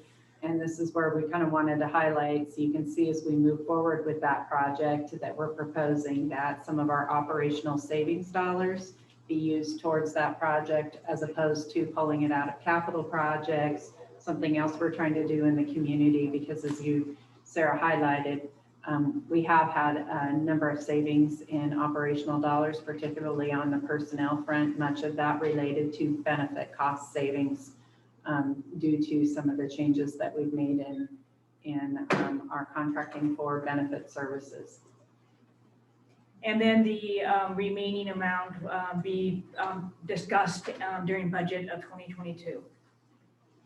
Moving down to, these are the emergency and operating reserves. And our fiscal policies, there is lined out at 10 to 12% of expenditures for the emergency and a 20 to 28% of operating. Right now, to get up to a 12%, it would be an additional 26,000 to fund. And then also to get up to 28% in the operating, it would be additional 68% or 68,000. That is the above in here with that 91,000 to get them to their maximum. And what I would note for council on that is when we originally created these reserve funds under policy, we were funded more at the minimum level with a goal of funding those reserves at the maximum level. We've been funded at the maximum level over the last several years. So this is again based on our numbers in this year's budget. That's funding it again, continuing that trend of funding those at the maximum amount. Yep, and then this is the trend that shows when that policy went into effect, 2017, and how it basically changed. It used to be all unassigned, and now it's assigned and then operating reserves in construction and emergency reserves. I wanted to highlight the general fund projects and capital that were completed or in construction in progress at year end. Approximately $2 million for downtown revitalization project. Sounder, a plow blade, and a poly tank were purchased. 182,000. Fire breathing apparatus. Part of this was a grant, but the total amount that was booked on our books is 155,000. The Lady Liberty Pier reconstruction, 127,000. 4 vehicles, 3 police and 1 central services. Government building projects, as well as miscellaneous equipment and sideways, pathways, and a small amount for the RRFB projects, for a total of $2.7 million going to capital projects and equipment. This is the water fund. I wanted to point out that that very last point, we can't hardly see it all. It does have that 7.5 million that I was talking about into capital reserves. That's that very last one there shows that as being moved into that and what it would look like. And you can see the unassigned or unrestricted fund balance growing there. And that would be moving that into that for future projects. Yeah, balance, the unassigned balance, unrestricted balance is a balance that would be used for future, just kind of like our operating and emergency reserves. It's the same thing that is over in that fund, but we don't call them out as specific for that. And then waste, oh, I didn't go through the project, sorry. A few projects going on, fiber to the treatment plant, equipment, a loader that was also paid 50% water, 50% wastewater fund. Oops, that's a wastewater fund. Anyways, not a speller, numbers. Perfect answer. And then the wastewater fund down here, the bridge treatments, we're to continue to do those until we do the treatment plant. That's bridge treatment upgrades of 147, half the equipment, and then miscellaneous projects. Few projects going on in the special revenue funds. Wanted to note Memorial. We know that one's going on. That was 3.5 million. That went into that partial lot tax, partial recreation fund for some of the equipment that's out there. And then the dark fiber backbone infrastructure of 66, and then a mower that was purchased. If you guys have any questions, I'll quickly jump into the fourth quarter. It's just a little bit more detail what you're usually used to, but I'll make it quick. Any questions here? Fourth quarter, so ended up at general fund expenditures, ended at 73%. These are the savings that were noted earlier of the personnel and the M&O. Most all of our capital is reimbursed by outside agencies, so that's where the or budgeted with grants. That's where that was a savings in the revenue, but not in the revenue and expenses both. Moving down to the general fund, that just shows the consistency of this quarter. Yellow, we're looking at the yellow line quarter compared to prior years. I think I go over this every quarter, so I will just fly down through it because there's not much to note when you're looking at it compared to other years. We did have a little bit more of, we did have more capital projects this year, so that's where the total expenditures are over in the prior years compared to, and this is a percentage of budget as well. So it's not just dollar amounts. Revenues, they came in at 82% for general fund budgets. Property taxes at 101%. Some of those are delinquent funds coming, property taxes coming in. Another one to note is just the investment earnings. That's came in at almost 100,000 over. We do budget that one low at 25,000. This year we'll probably be lucky to hit the 25,000 with the way the interest rates have gone. So that's why we budget that one low. That is part of the what it causes our revenue or our fund, our unassigned fund balance to be larger or grow last year. Revenue trending,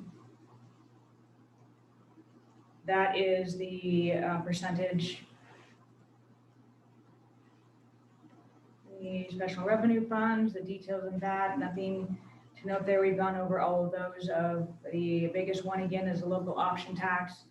Finishing the phases or partial phases, not all of the phases, but the field phase in that one. Enterprise funds. There's more, and again, if you need more detail or want more graphs, I've got more. It's getting late. Local option tax, I did want to point out here that again, even with what's gone on in the economy, we still were over last year. Actually, any other year was ended up at our highest year on that. The only one to note was as we talked about last time, is our resort city tax it was less than last year, but it was still very high considering, and it's even this last quarter has been over what it ever has been in this last. So the first quarter of fiscal year 21 is over what it's ever been, higher than it's been before.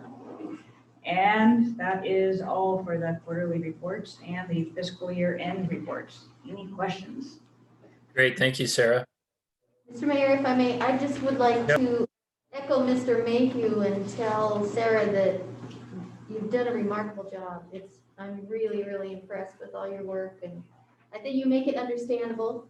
And it's okay, you can't spell. And there is a link on the side, right? So the public can look at this too, correct? Yes. Okay, thank you. And Mr. Mayor, thank you, Kate.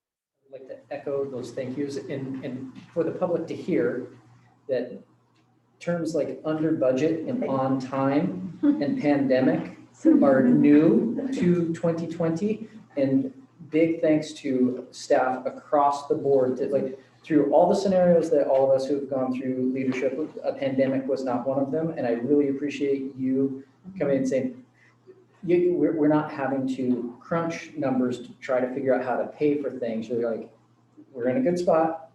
Let's not take our eyes off the ball, but here we are. So thank you very, very much to everyone. Yes, thanks to my staff. They could not do this without them. Well, we'll say staff actually, because they all contribute.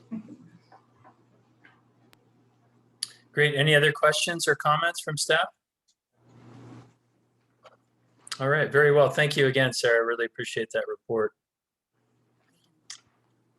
Okay. Oh, is there anyone from the public that would like to comment on this matter? Madam Clerk?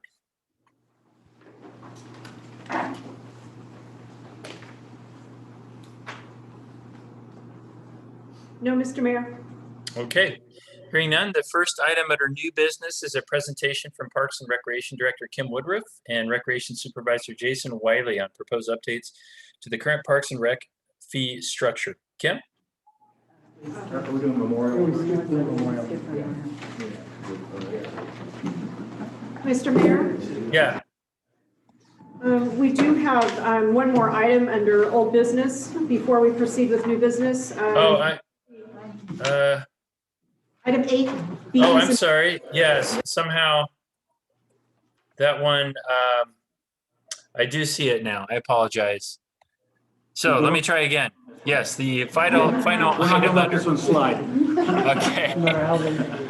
So we've got a proposed resolution awarding the War Memorial Field Improvements Phase 2B parking lot and boat launch construction bid. And Kim and City Engineer Dan Taddick will provide a presentation for us. Sorry, guys. Thanks, Mayor Council. Again, let's make sure we want to get this one on the agenda. I'm super excited for this phase to improve the waterfront and the boating improvements. What we've been able to do is to stretch our 1% tax to not only the stadium and the field, but now into our waterfront boating infrastructure and our parking and just our park enhancements. Pretty much on this project, in all honesty, I just try to stay out of the way and watch all these people go forward on this vision that I've had for a long time. And to that end, I really wanted to thank Dan for his heavy lift on this project, and Amanda and IDS. Sarah for being extremely creative in the ever-moving project of this budget. What? She is that. Grants, Linda has really come up with over $400,000. And when we said we were able to take that 1% money and double it, with it's truly what we've been able to do, and take this opportunity with the parking lot to move that and use it for match money to extend into our waterfront. So it's super exciting to be able to do that for our value. For procurement and contract, Cheryl, for her detail and attention to detail and her making sure we're in compliance. And then also, last but not least, Jennifer for being really the leader and the glue that's kind of take the vision and pushing us all through. And again, I just kind of stay out of the way. So with that, I'm gonna stay out of the way and get Thanks, Kim. On February 4th, 2021, War Memorial Field Improvements Phase 2B was advertised for bid, followed by a pre-bid meeting and 2 addenda. The procurement was solicited in accordance with Idaho Code. On February 25th, 2021, 3 bids were received. The lowest responsible and responsive bidder was La Riviere Inc. with a total bid of just over $1 million, $1,098,737.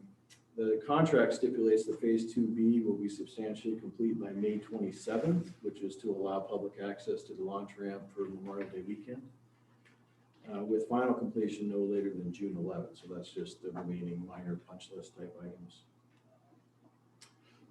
Staff is recommending award of a construction contract for War Memorial Field Improvements Phase 2B to La Riviere and the aforementioned amount, consisting of both bid schedules, consisting of bid schedule A, parking lot, bid schedule B, boat launch. So before I entertain questions, there's just a couple things we wanted to touch on, make sure staff, or council, mayor, and general public is aware of.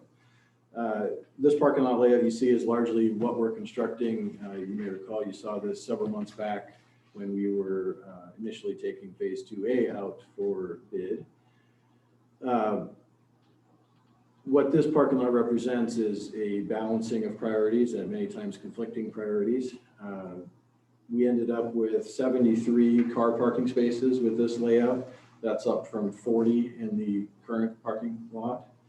We also ended up with 24 boat trailer parking spaces. That's up from 19. And you may recall that those 19 are not terribly the most functional.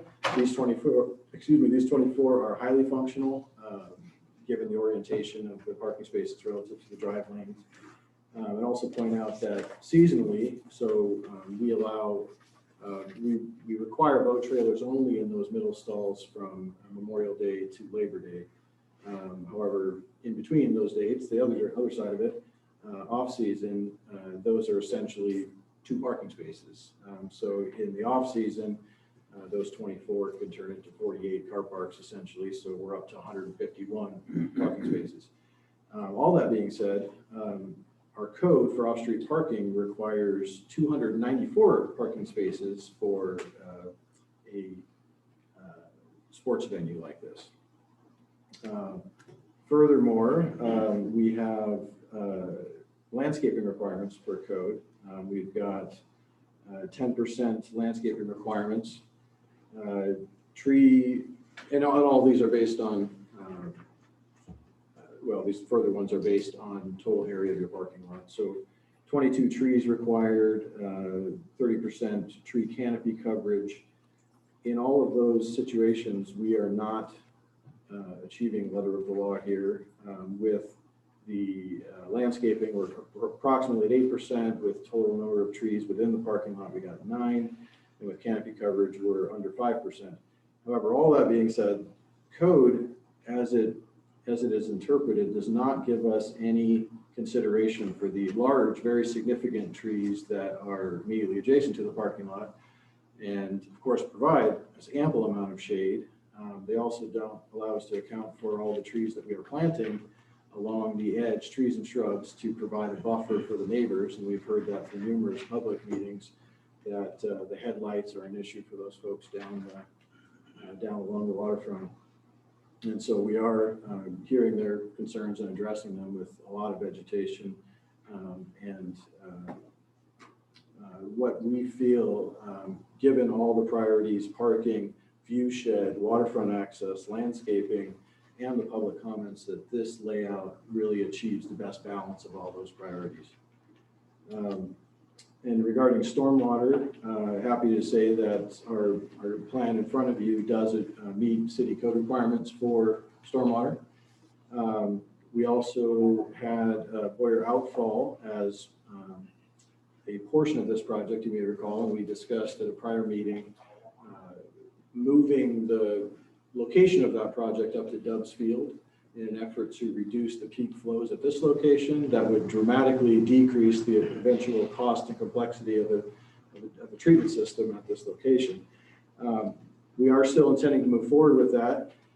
We were dealt a little bit of a curveball with our multimodal transportation master plan project with a realignment of the Boyer and Highway 2 intersection that starts to shift down into that Dobbs Field footprint a little bit. Not such that the field is no longer able to be used or anything like that, but we want to solidify that plan, and that's intended to happen this month before we move forward with the stormwater plan. So we still feel that we can achieve the design of that in the spring and construction after T-ball season, which is typically probably after the 4th of July. So in terms of overall schedule, should be impacted, but we're not as far as we would have liked to have been at this point. So with that, I'm happy to entertain any questions that council may or may have. Council? I don't have any questions, but again, great job. Great job. Yeah, I'll save it for another time. Thank you. Mr. Mayor, I have a question. Yeah. What was that about the parking? The parking counts? Yeah. We end up with, depending on how you look at it, up to 151 seasonal parking spaces versus 294 or so per code for a public sports venue. So we don't meet code? That's correct. If we were building something new, we would have to meet the code, but given our current conditions that we had, we moved the increased parking to the maximum amount that we could for this space. Also increased the amount of landscaping at that site as close as we could, considering that prior, when this had been constructed, we didn't have either the minimum parking code and we didn't have the landscaping. So acknowledging for council in terms of moving this so that you're aware, there was a balance in trying to move this as close as we could to what code would require were we building something brand new. And one other point worth considering is in terms of parking, what's provided here is probably sufficient for 95% of the activities that would happen at the site. You know, we're probably talking about Friday night football games and festival as primary, as the events that this would not accommodate. And of course, we have parking on both sides of Ontario Street that's available to the public. There's also, for those types of activities, after hours, the museum parking lot over by Lakeview Park, short walk away. I know that is used. I've parked there for football games. So there is other public parking within the vicinity that certainly supplements this as well.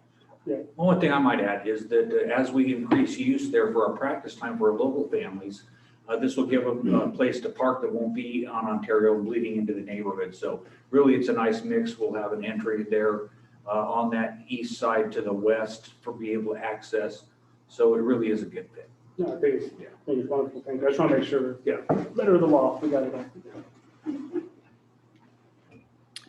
I don't want to get ahead of ourselves here too much, but I think it's relevant to the discussion and maybe not just to this action item, but Kim and Dan, a couple things. One, there was an offer, philanthropic offer from Wild Rose Foundation, I think in late 2019, and I spoke with both of you about it. I remember speaking with you about it, Dan, and we had discussed that donor wanted to contribute 50 trees in recognition of Earth Day at that, coming up there in 2020.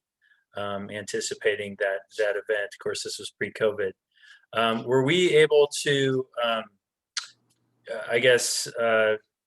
connect with that donor and accommodate some of those donated trees in this project, or what happened with that? Can you speak to that? Mr. Mayor, I'm probably the best one to speak to that, and maybe Kim can add to that if I missed anything, because I know he had follow-up communications. We did have a discussion with that donor relative to the interest in the tree donation. And in terms of particular interest, there was the indication of the donation of the trees. There wasn't as much interest in necessarily the trees for this particular project or location. I think it's fair to say, and in follow-up, Kim did follow up past my initial conversation with this as well, that there may likely be continued interest relative to donation to our Arbor Day efforts and our broader urban canopy efforts, and we are working on further planning in that regard. And so that's probably a better tie-in for the donation and the interest of the donor rather than this particular parking lot and improvement project. Okay, correct. Which would have a much actually greater impact on our urban canopy. So that's great. I just want to make sure we didn't let that opportunity slip through the cracks. And then also, and then maybe also to all three of you. So going forward, there's an anticipated phase 3, and that would involve the dog park area. Can you speak to that and whatever else may be included in a future phase? Sure, I'll step on that one. The dog park is planned in a part of that, and then also an extended presence for our docks down where the launches are. So we're actively pursuing grants right now for the next funding cycle. So right now we just have the 2 docks that are down there at the launch ramp. And so we're hoping to plan more docks for people to come off the water and use our new flushing restroom that will be part of this project. Also, you'll notice down there, there's the kayak launch and all the accessible pathways. So to answer your question, yes, there are some that we're still banging away, but this will be probably 80–90% of our improvements down here. Again, looking at the overall picture and the 1% tax for 5 years, I'm extremely pleased with the product that we've been able to deliver to the public. Dan, maybe Absolutely. you can highlight on this to the mayor's question. I know this visual contemplates some of those elements that are would be a next phase. So if you Absolutely. can, particularly on the docks, that probably would be good to highlight. So the dog park would be waterfront access dog park. I think we're familiar with that. As part of this project, the existing floats will be reinstalled. So right now the existing floats are kind of sitting off on the little island right here. We will sink new piling associated with the new concrete elements of the ramp, the new asphalt elements of the ramp. And then the existing docks will be refloated. So those structures will be part of a future phase. This dock extension will be part of a future phase. This log boom as well. Probably a wave barrier, but also catching milfoil will be a future phase. Some of the other elements here, the hardscape around the War Memorial and over here, I mean, these areas are, this is currently basically an aggregate gravel surface. Over here is a grassy surface. Those are envisioned as potential future phases. This is a batting cage structure that would be a future phase. This is a bullpen, as is this over here, which would be a future phase. And this was always envisioned to be a privately funded structure of sorts, or this could possibly be a indoor batting cage. As it sits now, part of the prior phase when all this concrete was going in included sleeves in the ground to support a batting cage frame. So part of the existing batting cage is we still have that was at the site. So this area could accommodate that as well. So as a future phase. Okay, Thanks, great, Dan. thank you. We were talking extra phases and different things. I'm glad that you brought up batting cages and bullpens. And obviously we've had some questions about where they are, and I'm glad that you brought that up and it's contemplated. Yeah, if I may, Mr. Mayor. Yeah. There are those future elements that are planned, and in terms of balance with this, and one may question, why not just finish up everything on the field? The approach in the Parks and Recreation Master Plan was really about at a site benefiting a variety of users and the number of users possible. So in the phasing, what was considered is looking at the multiple users of the site. Again, we have the opportunity with grant funding and a significant amount of grant funding to leverage the improvements to the boat launch in conjunction with the parking lot, which benefited both our water recreational users as well as the sports field and facility users.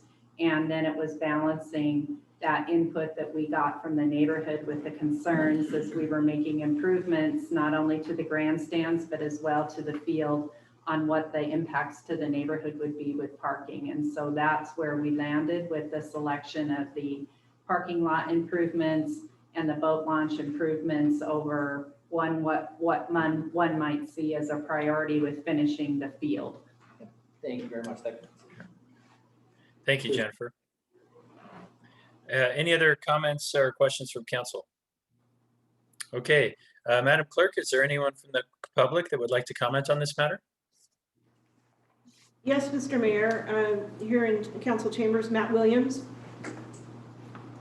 Okay. All right, this will be interesting. Never done this before, but good evening, Mr. Mayor and everybody here on the City Council. I appreciate the time. Take this off so everybody can hear me a little better. My name is Matt Williams, and I represent Sandpoint Sasquatch. We're a nonprofit travel baseball team based here in Sandpoint. We have kids from 9 to 14 years old who play baseball, and we teach them competitive baseball and travel, and we have about 5 teams currently. The organization's goal is to foster teamwork, sportsmanship, and the love for the game in a competitive baseball program. We're super appreciative for all the hard work that's gone into War Memorial Field. Our teams have been extremely eager to utilize the facilities, bring in other teams to compete, and make Sandpoint a destination for competitive youth sports. The fields are incredible, but the baseball and softball facilities were not completed. Batting cages and bullpens existed at the old facility, but we understand they have been removed from the previous phase and are not included in this next phase. There is no funding confirmed or plan currently in place to complete them. Bullpens and batting cages are essential for players to safely warm up during games and to create a safe environment for coaches to work with players and to protect fans. The decision to not complete these items leaves the fields incomplete and less desirable as an unfinished venue. We strongly encourage the council or whoever to fund these remaining items at War Memorial Field with the current project or in the very near future to complete this world-class facility.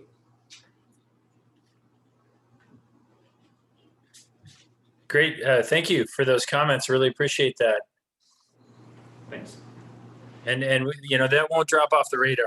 We're going to continue forward implementing this parks plan. So duly noted, and we're on it.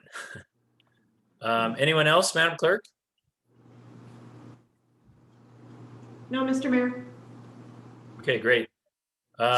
Hearing that, I would entertain a motion to approve the resolution awarding the War Memorial Field Improvements Phase 2B parking lot and boat launch construction bid. Is there a motion? So moved. Second. Been moved and seconded. Is there any further discussion? This will be a roll call vote. Councilwoman Sherman? Yes. Councilman Espero? Yes. Councilwoman McAllister? Yes. Councilman Grote? Yes. Motion passes. The first item under new business is a presentation from Parks and Rec Director Kim Woodruff and Recreation Supervisor Jason Wiley on proposed updates to the current Parks and Recreation fee structure. So here we go. Kim? Great, thanks again. And like the last one, I'm gonna pretty much stay out of the way on this one.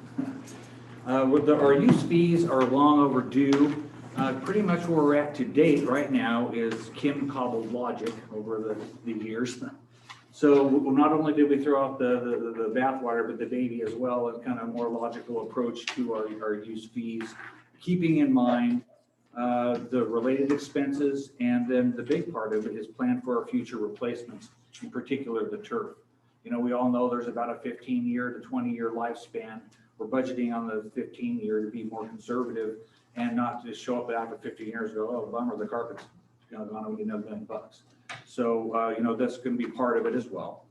Our recreation supervisor, Jason Wiley, has taken the lead for our effort in our department with very much valued input from Sarah, our financial guru, and Jennifer's leadership again. Jennifer has directly contacted the school district as our main user, and with Tom over as superintendent. So, Jason and I have met with all the other groups of this information that you're going to be learning tonight. As a point of will be to learn the information tonight and then set the public hearing in a month for public comment. So we'll be digesting the information tonight. We'll be able to answer any questions, and then when we have that from you, but for the public would be on the April 7th meeting. So, Jake, with that, take your arm.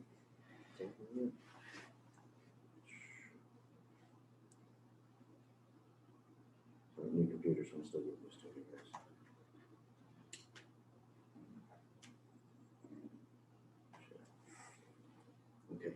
Okay. So good evening, everybody, Mayor and Council.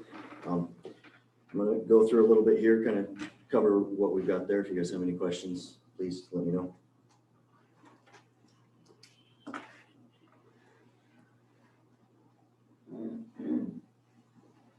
All right, so the purpose of this was to update the existing fee structure that we have, to increase the efficiency of it, to improve our cost recovery from activities that directly impact our facilities, staffing, and resources. The current fee structure and rates have been in place for many years, with little to no adjustment over that time. The completion of Memorial Field along with this and the artificial field surface has necessitated us taking a look at this and adjusting these fees. Our existing fee structure is listed at $3 per hour to use the fields. There's a $27 per season per team fee. And then there is our non-resident development fund fee. I will explain this to the best that I can. This is $3 per person per season for out-of-town participants. Our local teams, we calculate this at 50% of our, saying if half the team is from inside city limits, the other half is from outside city limits. They pay, in the existing fee structure, they pay the actual utility cost if they're using the lights at Memorial Field, and we have a max of a $2,000 tournament charge when someone holds a tournament on our fields. This is a rather complex and difficult to calculate for the user groups. You don't know how many people are coming from the visiting team. That NRDF fee gets a little strange. You got to walk out and count everybody. Out-of-area organizations were using our fields, specifically Memorial, this last fall at a greatly reduced rate, far below the regional market rate for a premier facility like Memorial Field. Jason, can I interrupt you for 1 second? Yes. So the $2,000 max tournament charge, that's for any field, not just Memorial Field? Correct. Okay, thank you. Any large tournament coming in. Our current fee structure does not directly relate to staff time that goes into preparing a site or facility for these user groups or the impact they have upon it. And there's no separate rate currently for Memorial Field being that premier facility with the artificial turf. Kind of a summary of this proposal, hitting it here, is it places users into groups or categories that they'll determine their rates. There are different rates for the natural versus the artificial turf. It removes the team fee for local teams. Do you remember that $27 fee was not just for out-of-town teams, that was for local teams as well. It does retain an out-of-area team fee for teams coming into our community. It increases the maximum tournament charge up to $3,000. It includes additional fees that can be applied for events and programs where we incur direct costs from their use or from requests from our users that we provide additional services. It also clarifies the billing units for tennis and basketball court use and includes fees for the potential management of the RV park. Jason, if I might ask a question, so the additional use fees, what would those be? They are listed a little bit later, but they include things like us taking garbage out, cleaning up after them. So directly where our staff is impacted and providing services for the user groups. So right now we have no way of recouping that. So. And to that end, we're trying to be as flexible as we can, because that way if the district or another group wants to do the work themselves, they can save that money. So we're trying to make sure the service gets accomplished, but also giving them flexibility to take care of themselves. But if they don't, then we can recoup that cost. So here I've broken out the definition of how we're categorizing people into the groups. Our group one is the city sponsored or co-sponsored events, including Parks and Rec Department programs and or leagues. Got ourselves into group one. Group two is our events or activities sponsored by the Lake Ponderay School District, and they receive priority scheduling as well when we do our scheduling. Group three is our local nonprofit groups, like Sasquatch, where youth will be prioritized over the adult programs for these. Our group four is local for-profit groups, and out-of-area nonprofit groups will be thrown into this one, once again, prioritizing youth over adult programs at our facilities.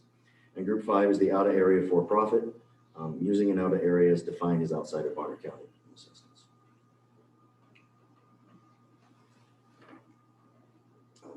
So as I said before, we've got different rates for grass versus the artificial turf, so I'm going to hit the grass ones first. Our field rate for group one and group three is at $9 an hour. Group two is at $12 an hour. Our group four goes up to 25, and group five is at 50. As you can see, there's different rates for the out of town versus our in town. We did retain an out of area team fee. It is $30 per team per day for those groups coming in. That stays flat all the way across. We do have a change fee per change. This was something that I ran across when I was doing a comparison and looking at other areas. This would be applied specifically after we have approved the schedule. And if they're asking for a change because we incur the time to tell staff they don't have to prep, we're changing this, we don't do this. It's nowhere, I mean, we put way more than $5, but something in there for those change fees. It's not going to apply to things that are like natural events. The lightning storm, something's canceled, air quality, snow, that kind of stuff. That's out of their control. It's purely for last minute changes to schedules. There is a tournament fee per day. So when they're holding a tournament, there's a charge per day. That's 175 for groups 1 through 3. Group 4 goes up to 200 and group 5 is at 300. And then we do have our max tournament charge of $3,000 that applies for the group 3. The group 4 and group 5 are not getting that cap. Wait, I'm sorry, Jason, can you explain that to me, that how, the tournament fee per day and the tournament max charge work together? So they will pay whatever is less. So if they hold a tournament and you've got the $175 per day and their out of team fees and their hourly rates and all that other stuff comes down and they come up to $2,500, they'll pay the $2,500. If it comes out to $3,200, they'll pay the $3,000. I see. Okay.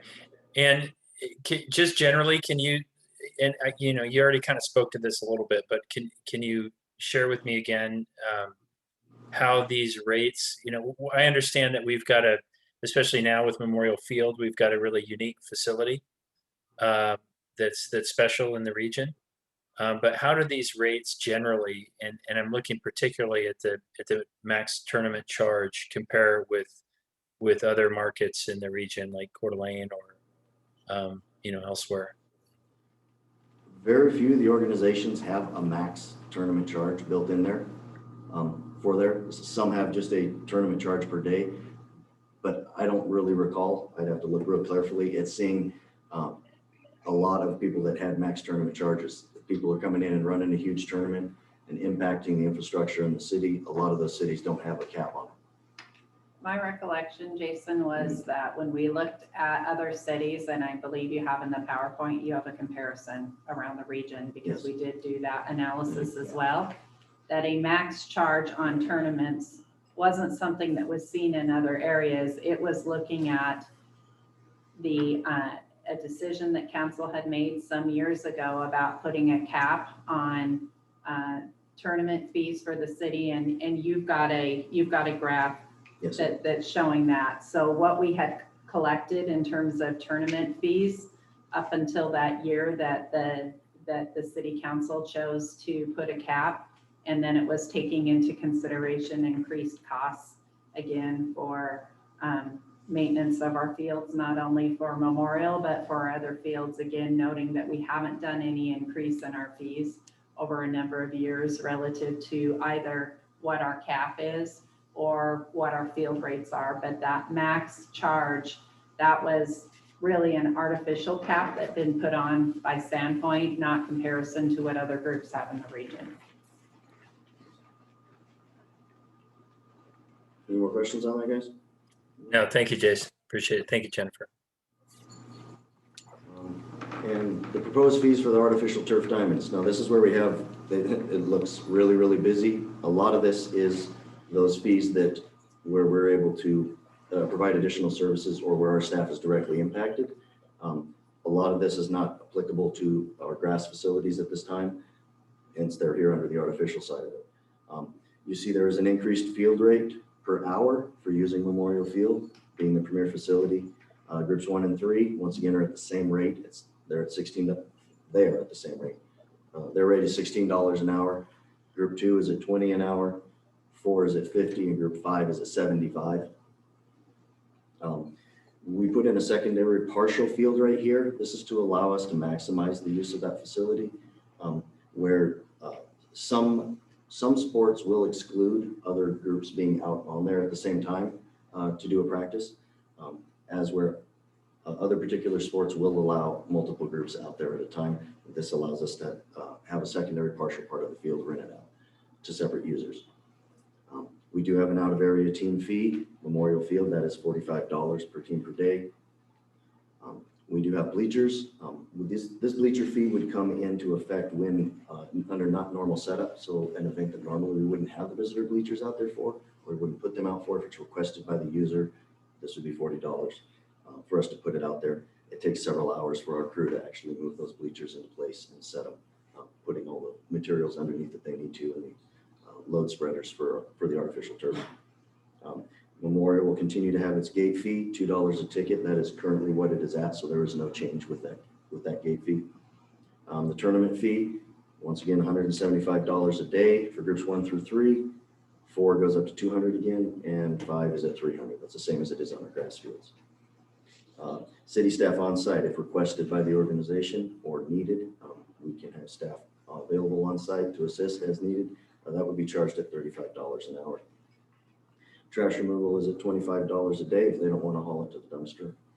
Once again, here we go. Grandstands cleaning for 1 game, set at $200. If they've got multiple games, it would be $300 for that. This is again one of those where the users can avoid this charge if they're going to go in and clean. City staff upon inspection, if it's not done properly, the fee will be applied. But they do have the option to go in and not pay this and take care of the grandstands themselves. So the schedule change fee, once again, is $5 for group 1 and 3, 15 for 4, and 25 for 5. Like I said before, that does not apply for things like natural events, but merely for we're not going to play. So we're shifting schedules around and doing that kind of thing. There's an annual home field replacement rate for group 2. If you remember, group 2 is the Lake Monterey School District. This is to help with our field replacement fund, which we do have a little bit more detail on later. You interfaced with the school district. Do you want to speak to us a little, Jennifer? No. Yeah. Okay. And then once again, we have the max tournament charge of $3,000 for group 3. So I'm sorry. So Jason, the home placement refill, the annual rate of $10,000. What? And group 2 is the is Lake Monterey School District.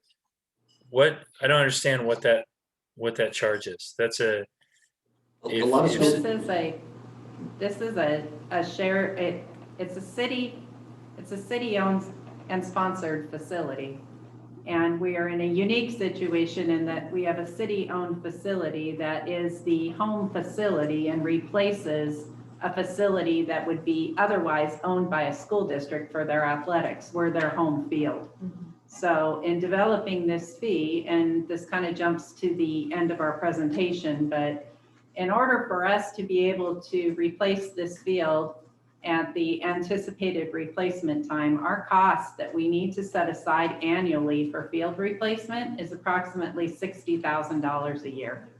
We have currently been setting aside $40,000 a year since we were contemplating construction of this field.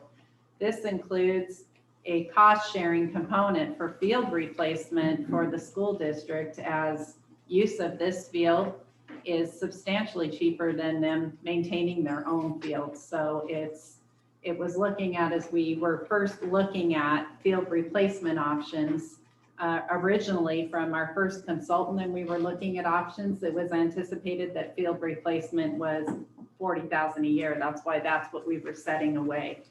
And we have been for the last 3 years.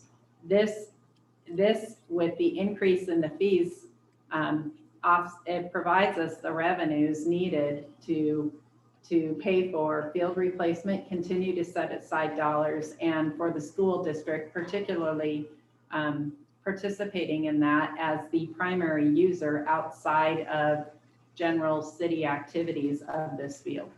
Yeah. So my question is, does the school district paying $10,000 annually, does that cover all of the teams that play under the school district, or just each team? This is an over and above cost for the school district relative to field replacement. And again, it is otherwise a substantially cheaper cost to them than them having to pay to put in and maintain their own field surface. So within their budget constraints, this was an amount discussed and agreed to with the school district that fit into their budget that would allow for them to participate in field replacement.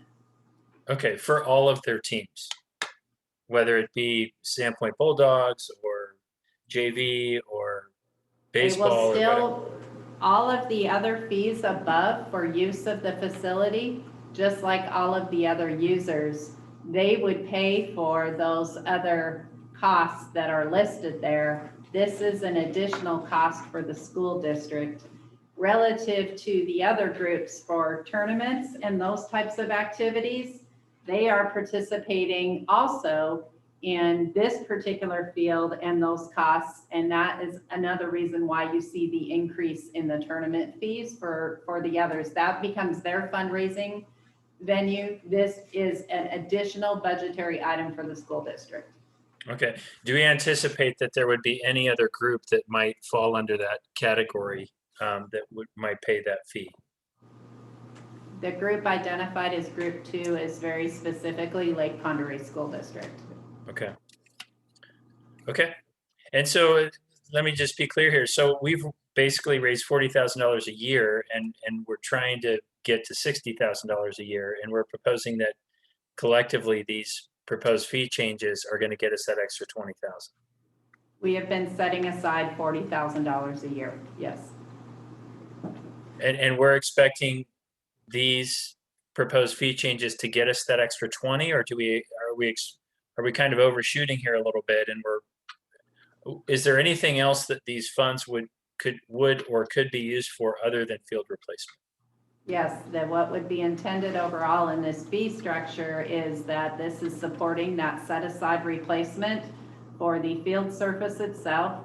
It provides us capital dollars for improvements to the grandstands and other facilities. That was one of the reasons for increasing the ticket costs, so that again, we're trying to achieve a sharing of this cost as equitably as possible. So not to put that all on the teams, so that visitors who are impacting our grandstands and they're also paying a share. Looking at our heavy users where they are contributing specifically to the field replacement. And then that second fee that was put in there, in addition to a field rate fee with a secondary partial field rate, is again trying to maximize the number of users when allowed that we could have on the field to again offset what the cost would be for the teams. So for example, when you have baseball on the field or softball on the field, the design of our field is that a portion of their outfield is actually the football or the soccer field. So when they rent the field, they have to rent the facility. On the other side, when we have football or soccer there, they're renting that field proper and don't necessarily need to use all of the baseball field. This would allow us, if there is another group that wants to use a part of the field and wouldn't interfere with the use of soccer or football, we could now book a portion of the baseball field to a non-baseball user for another purpose. Maybe we have a athletic hub running shuttle runs or something along those lines, taking up limited space again. So all of our users benefit with reduced rates. Okay. So Jason, yeah. So I know you have probably more presentation. So it does appear that this is long overdue and necessary. And I appreciate all the hard work that you and Jennifer and staff have put this together. I keep hearing fee and fee and fee. So I understand. I would like to go away from over-feeing our different user groups. I don't necessarily think that that's going to be the case. This is going to be an interesting season, an interesting year. This is the first year that we've got the field. We don't know what's necessarily going on with restrictions for use of the field. So I would like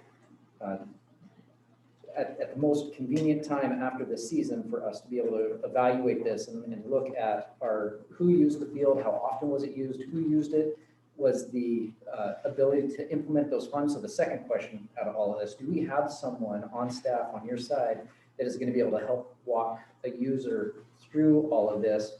So this is my first run at this, so I'm not necessarily confused, but it is overwhelming. So I would like to know that we've got someone on the Parks and Rec staff that will be able to sit down with somebody and be like, so this is what this package looks like. Oh, and by the way, this is the cap. This is the most that you're going to spend, which I think is a very attractive quality to our field as opposed to someone else. So what I'm anticipating is that what you're doing right now is actually going to be more advantageous and look more attractive to user groups than other places, because previous councils have put a cap, so they're not fee after fee after fee and pricing someone out, okay? So it's a big statement. Do we need to hire somebody else? No, I could speak to that. It's actually, even though it seems like it's more complex, it's much less. Okay. So this is a much more streamlined approach. Again, we've contacted all the users, even though there's a lot of stuff up there. It is quite simple, and then to the groups to understand as far as the phasing and the impacts on the groups. Jason will address that later in the PowerPoint. And as I mentioned, this has things that we have additional fees. There's the fee word. Right. We have additional charges. There we go. That will go to if people are asking for an additional service, or we are incurring additional things. So you look at a long list here, but really, if you're coming in and you're gonna play a couple of games, I can sit down with you and go, great, your field rate is going to be $16 an hour to use the field. You've got 2 out-of-town teams coming in, so you've got $45 a day for each one of those teams, and you're not charging anything else. It's not a tournament. It's just a couple of games. There we go. If you're going to clean up after yourself, take your trash out, all that kind of stuff, we're done. Awesome. And to a group, our local groups have done great in cleaning up afterwards. Awesome. But we just need to think long-term and not everybody just. Jason, does your next slide cover is that the regional approach? Looking at what other field structures? No. Price structure. Okay. Okay. So we do have a couple other fees on here. One of them is the tennis courts and the basketball courts. So currently those are at $6 per unit per hour. A unit has in the past been defined as 2 courts. I have no idea why it's this way, but that's the way it's been. The new proposed rates is having a resident and league rate, which would be $3 per court per hour.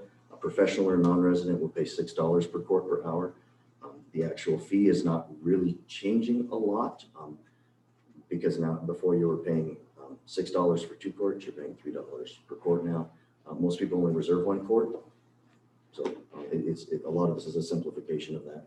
And the same goes with the basketball court as well. So like I say, you got resident or league is going to do $3 per court per hour. Professional will be someone coming in teaching lessons or running a class or a clinic where they're collecting money with throwing for that professional level, or the non-resident. Volleyball courts are at $6 per court per hour with a 144 max per day for tournament. That's what it currently is. I'm proposing no change to that right now. And I just want to reiterate what I heard you say there, Jason, and that is that all of these fees are based on reservations. But if somebody on a Sunday afternoon wants to take their kid out and shoot some baskets or go play tennis, there's no charge for that. This is just for reservation of a court at a specified time for a specified game, match, or tournament. Correct. If you want to have that reserved for you and it's not open to the public, there'd be a charge for that. Other than that, it's a public park, so go have some fun. Thank you. Mr. Mayor. Yeah. For clarification on that too, we will be posting a weekly schedule down at Memorial Field where the public can view when the field is booked for particular users. Because again, with Memorial Field, generally our gates are open, and when not specifically reserved for an activity, we treat it as a park. So we will be posting a weekly schedule down in Memorial Field. So if somebody goes down there and you want to go do, and we have this happen frequently, runs with the kids or take the family out and play soccer. If it is not reserved for a field, it's an open public park. So yeah. We will be posting a schedule so the public's aware. Well, and can't we just, I don't know if we have the software capability for that now, but if we had an app where we could have all of those schedules for all of our, parks resources, anyone could log on from anywhere and know, without having to, go to a posted site somewhere. That's be a lot easier if we could, get something like that in mobile form. I know that's not where we're at here tonight in this discussion, but for future reference, that would be the direction to go. We plan to have it. It will be electronic as well. Okay. Actually, we have already launched that, or in the process of launching that right now. But again, we get a lot of families coming from the neighborhood that just walk by and Right. Okay. walk down there. So we will also have it posted there physically at the field. That's great. So with that capability, can someone log on, reserve a court, and pay on their mobile? Or will we have that capability? We're not there yet. Not there yet. We're not there yet. Okay. Something to aspire to. Anyway, I'm sorry. Please continue, Jason.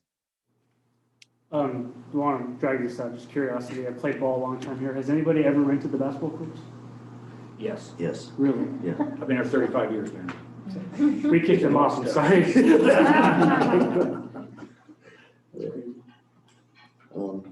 Next, we've got the proposed RV park fees. They kind of changed a little bit here. So we got May through October. We've got a low and a high. So our low is $50 a night. The high is a $65 a night. On event weekends, these rates go up. So the low end would be $80 and the high end would be $105. And for clarification on this, because there's not a lot to get into relative to the RV park fees. So for council reference, the RV park we're talking about is part of that land swap for the Edgewater. So, and we're in the process of getting all of the legal documents done, but when that's done, as presented to council and is approved for that land swap, until such time as that park redesign is done for the boat launch and the parking there, we have what has been an RV park. So that comes over to the city. These rates are essentially the rates that already exist for the RV park, and then with a credit card processing fee put on that, because we always have to pass that on to users as a local government. But this now, until such time as we do that build, becomes a revenue system for that future build out of our park system. And we'll manage them the same as we do our transient boat, overnight boat stuff. So you can click it online, it's all contained. So that one, Shelby, you could. And then November through April is kind of the off season. So it's got a low of 40 and a high of 50. And the low and high range allows us flexibility to adjust the charges depending on the site amenities and location at this time until we get into it and get more specific. Again, the plan is to adopt the exact same fee structure. So now we're going to skip back to field use stuff. So here's our user group impact. I use 2019 as a comparison because 2020 was not representative of general field use. These is what, so here I've got what was paid by each user group in 2019 for their field use, and I have what the proposed rates would do to their field use, applying the data that we have for their users, out-of-town teams, and hourly rates. Although with that said, Jason, Lake Ponderay School District does not include the field replacement. That's just Correct. The booking. Yeah. Yeah, this is looking just straight at field use. So what is that difference net us right there? Did you put that in an Excel sheet? You can sum that up for us real quick. It's hard to take that and do a net based on what the past use was, because as we get in, because it isn't a real reflection of what these fees do moving forward. We've been booking the fields already for the spring, and the field use is up substantially. It's up 2-3 times what we were seeing in the past. So if we take this based on a revenue estimate based on past usage, it is going to very significantly under project what the revenues are, because the usage is so substantially higher. Not only that, we're actually able to use the field now, and before we went for 2 more months. So I think it's important to note relative to these fees too, that it is a substantial increase from what the fees are currently to what is proposed at Memorial Field. However, there are the options of users to play on the grass fields. What we're already starting to see as a trend is everybody wants to play at Memorial. So when you start looking at what your costs are for the fields, one way to offset this increased cost for the users is to play on the grass fields as opposed to Memorial. And not that we're trying to get people off of War Memorial, but that becomes one of those balancing factors for groups looking to the field. Yep. Okay. And I did include down at the bottom was a couple of out-of-town teams or groups that we had come in 2020. So you kind of see how that the structure changes, what they would pay. Yeah. Any further questions on that? All right. So now we get to the tournament fees. I use the Ponderay Cup as our example in this one because I have the most accurate records on their stuff. So 2016 through 2020, we've had that cap of $2,000 in place. So each year, the max amount they paid was $2,000. 2017, they canceled due to smoke. The $2,000 was paid by their insurance company. But in the other years, you can see what their tournament charges would have been without that cap. So in 2016, they were up over 6,800. 2018, they were over 85. 2019, they were over 9,900. And then a little over 7,900 for 2020. The difference is about $25,000 over those 5 years between what would have been the total fees without the cap and the cap. So the proposed is just to move that cap up by $1,000 to $3,000. And historically, what they were paying is closer to what we're seeing reflected in what the fees are, Yeah, correct? before this cap was put on, which was somewhere just before 2016, I believe, they were paying the full boat on these for that tournament. So we substantially reduced the revenues into our park system when we put that tournament cap fee on in 2016. Which for some of these might be the difference between having a tournament and not having a tournament. Like, so good forethought on that council that made that decision.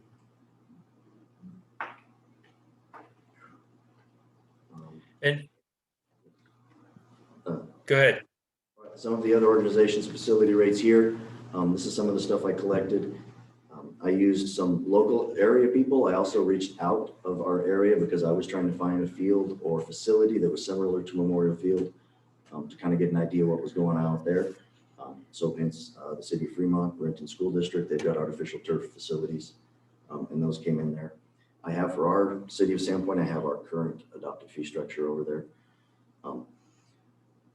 And here it is. You can see it's kind of hard to read because it's not all apples to apples. Everyone does it a little bit differently.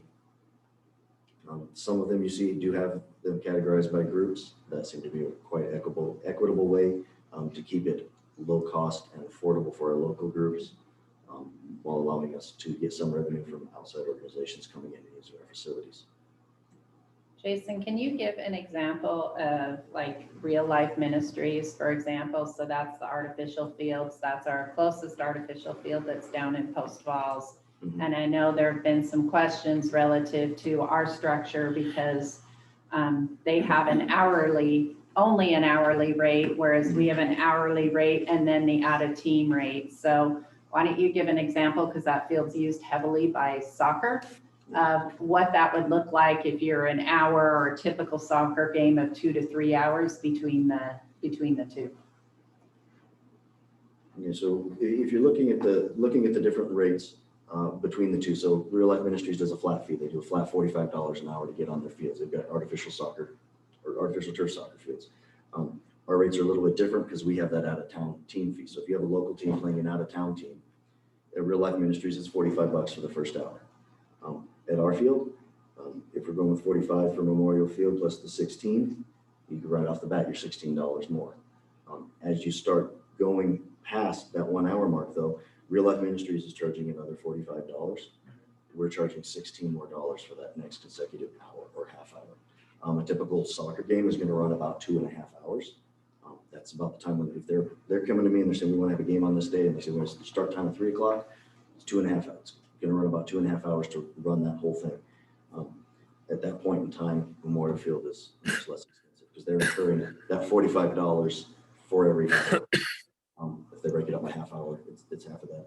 As where once you get past that first hour that's more expensive, right off the bat, you start seeing savings if you're using it for multiple times. So it actually makes Memorial Field cheaper to hold a soccer game. More affordable. More affordable. Thank you. Anything else on this?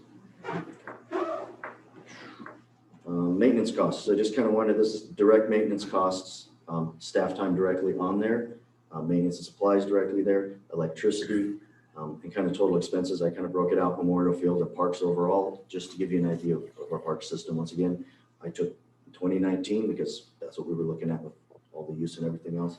As you can see on Memorial, our total expenses for 2019 were just over 108,000 for that park. Over 12,000 of that was for the utilities, not all lights for the field, but the utilities there. And the facility use revenue that we brought in from the sports was 13,586.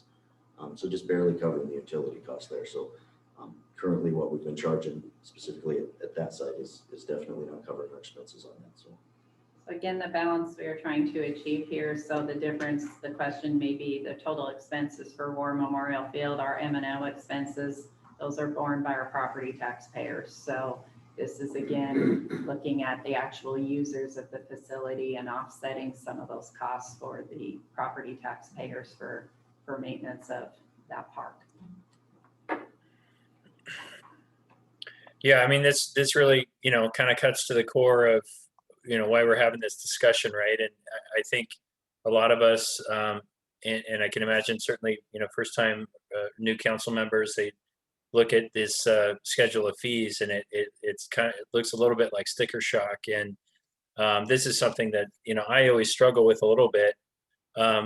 We have two sources of revenue. We have fees and we have taxes ultimately. And we can see right here how expensive it is to maintain and operate our parks. And that's not even including, the $750,000 field replacement that we anticipate here in 10 to 15 years. So, this is an expensive operation and we got to pay for it somehow. And, it makes sense that, obviously we want to keep it as affordable and universally available to all residents in particular, as well as anyone who comes to visit. We want to make that as easy and affordable as possible, but it also makes sense. So, from that perspective, it makes sense that we fund it as much as we can with taxpayer dollars, but this is a lot of money coming out of our general fund every year.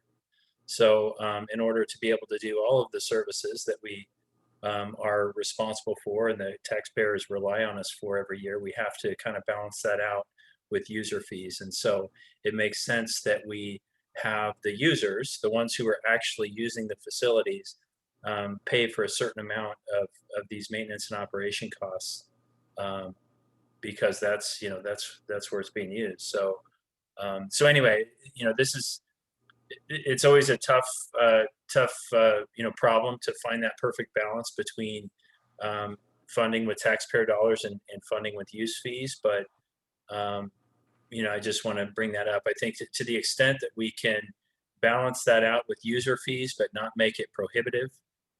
We obviously want people to feel welcome to be able to play there and have tournaments, and hosting tournaments here in Sandpoint also brings economic stimulus to our community.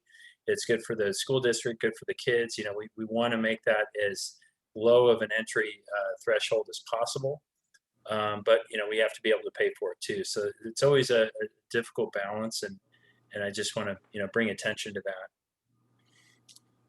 Mr. Mayor, the one other thing I would add, and Kim, maybe you can chime into that just so council's got some additional background on that. Our teams that are using the field, the vast majority of participants on the teams, both youth teams as well as adult teams, are actually, they aren't from families that are our property taxpayers. They are coming from outside of city limits. Wasn't our number? Yeah, I can speak to that, and I've been here a long time, and I've seen the shift. When I first got here, there was about 60% or so of our youth users were inside the city. As the city's grown outside the city limits, we're probably about 30% now. So, our true user district is pretty much a school district, with the exception of Clark.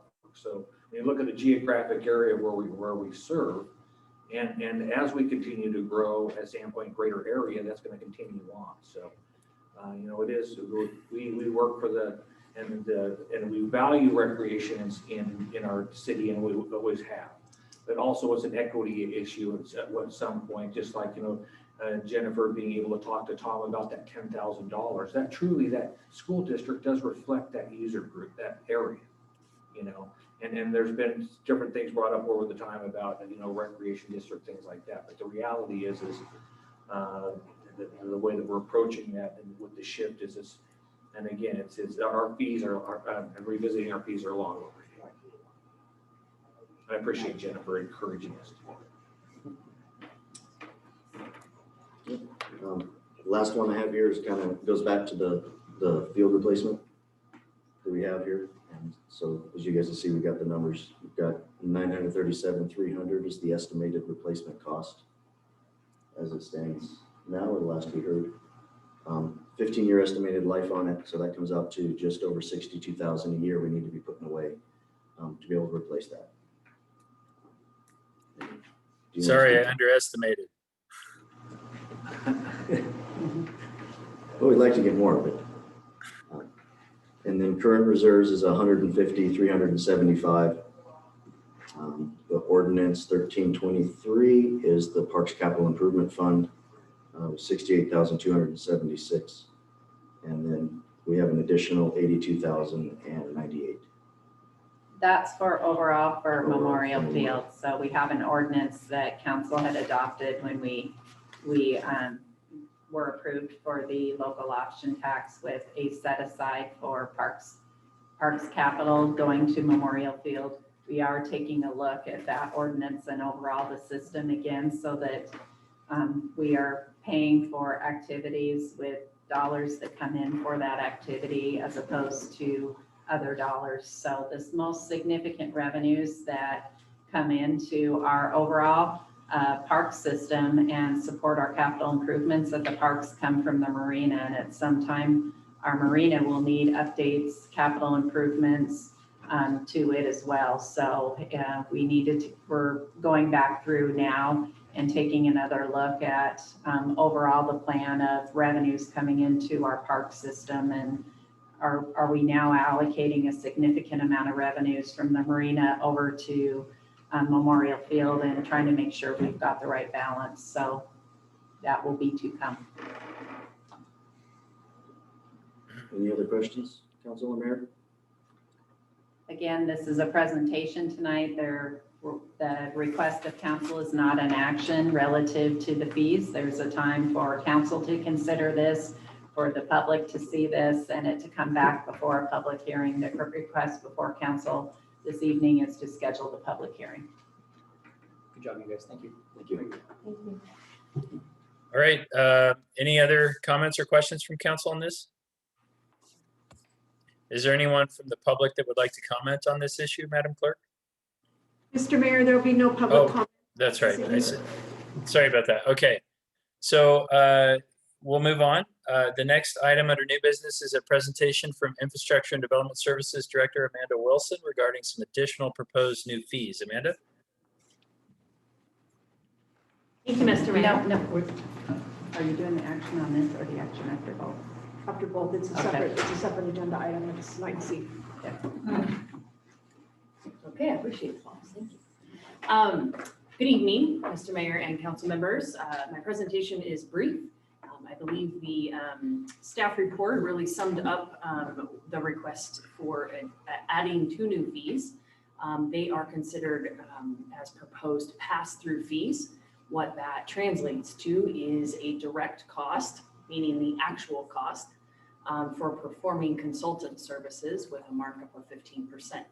Specifically, the consultant services would include, as requested by an applicant, an evaluation of our existing water or sewer system from a hydraulic perspective to better assess if what they're proposing, how that could be served by our existing system.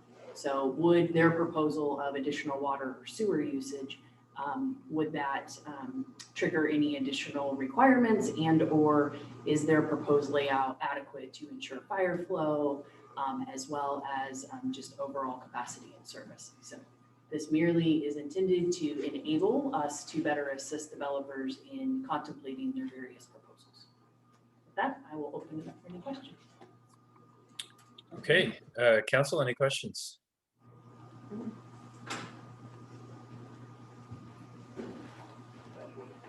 No? Okay. And again, we will reserve public comment on this matter for the upcoming public hearing. Going once, going twice. All right, we will move on to the next item.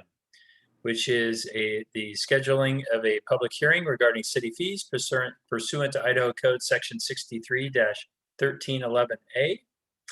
I will entertain a motion to schedule a public hearing for council's regular meeting on April 7th, 2021 to take public testimony regarding proposed new fees and existing fees proposed to increase more than 5% and to direct staff to publish a notice of public hearing in the city's newspaper of record as required by law. Is there a motion? So moved.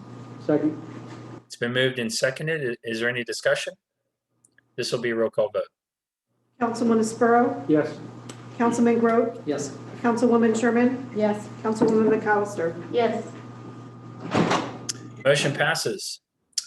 That concludes, well, no, I'm sorry, that doesn't conclude. It concludes our regular agenda for this evening. However, we do have one final item on the agenda, and that is an executive session.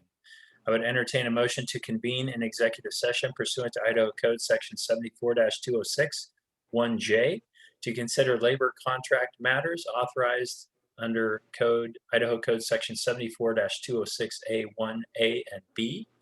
Is there a motion? Move. Second. It's been moved and seconded. This will be a roll call vote. Councilman Spuro, Yes.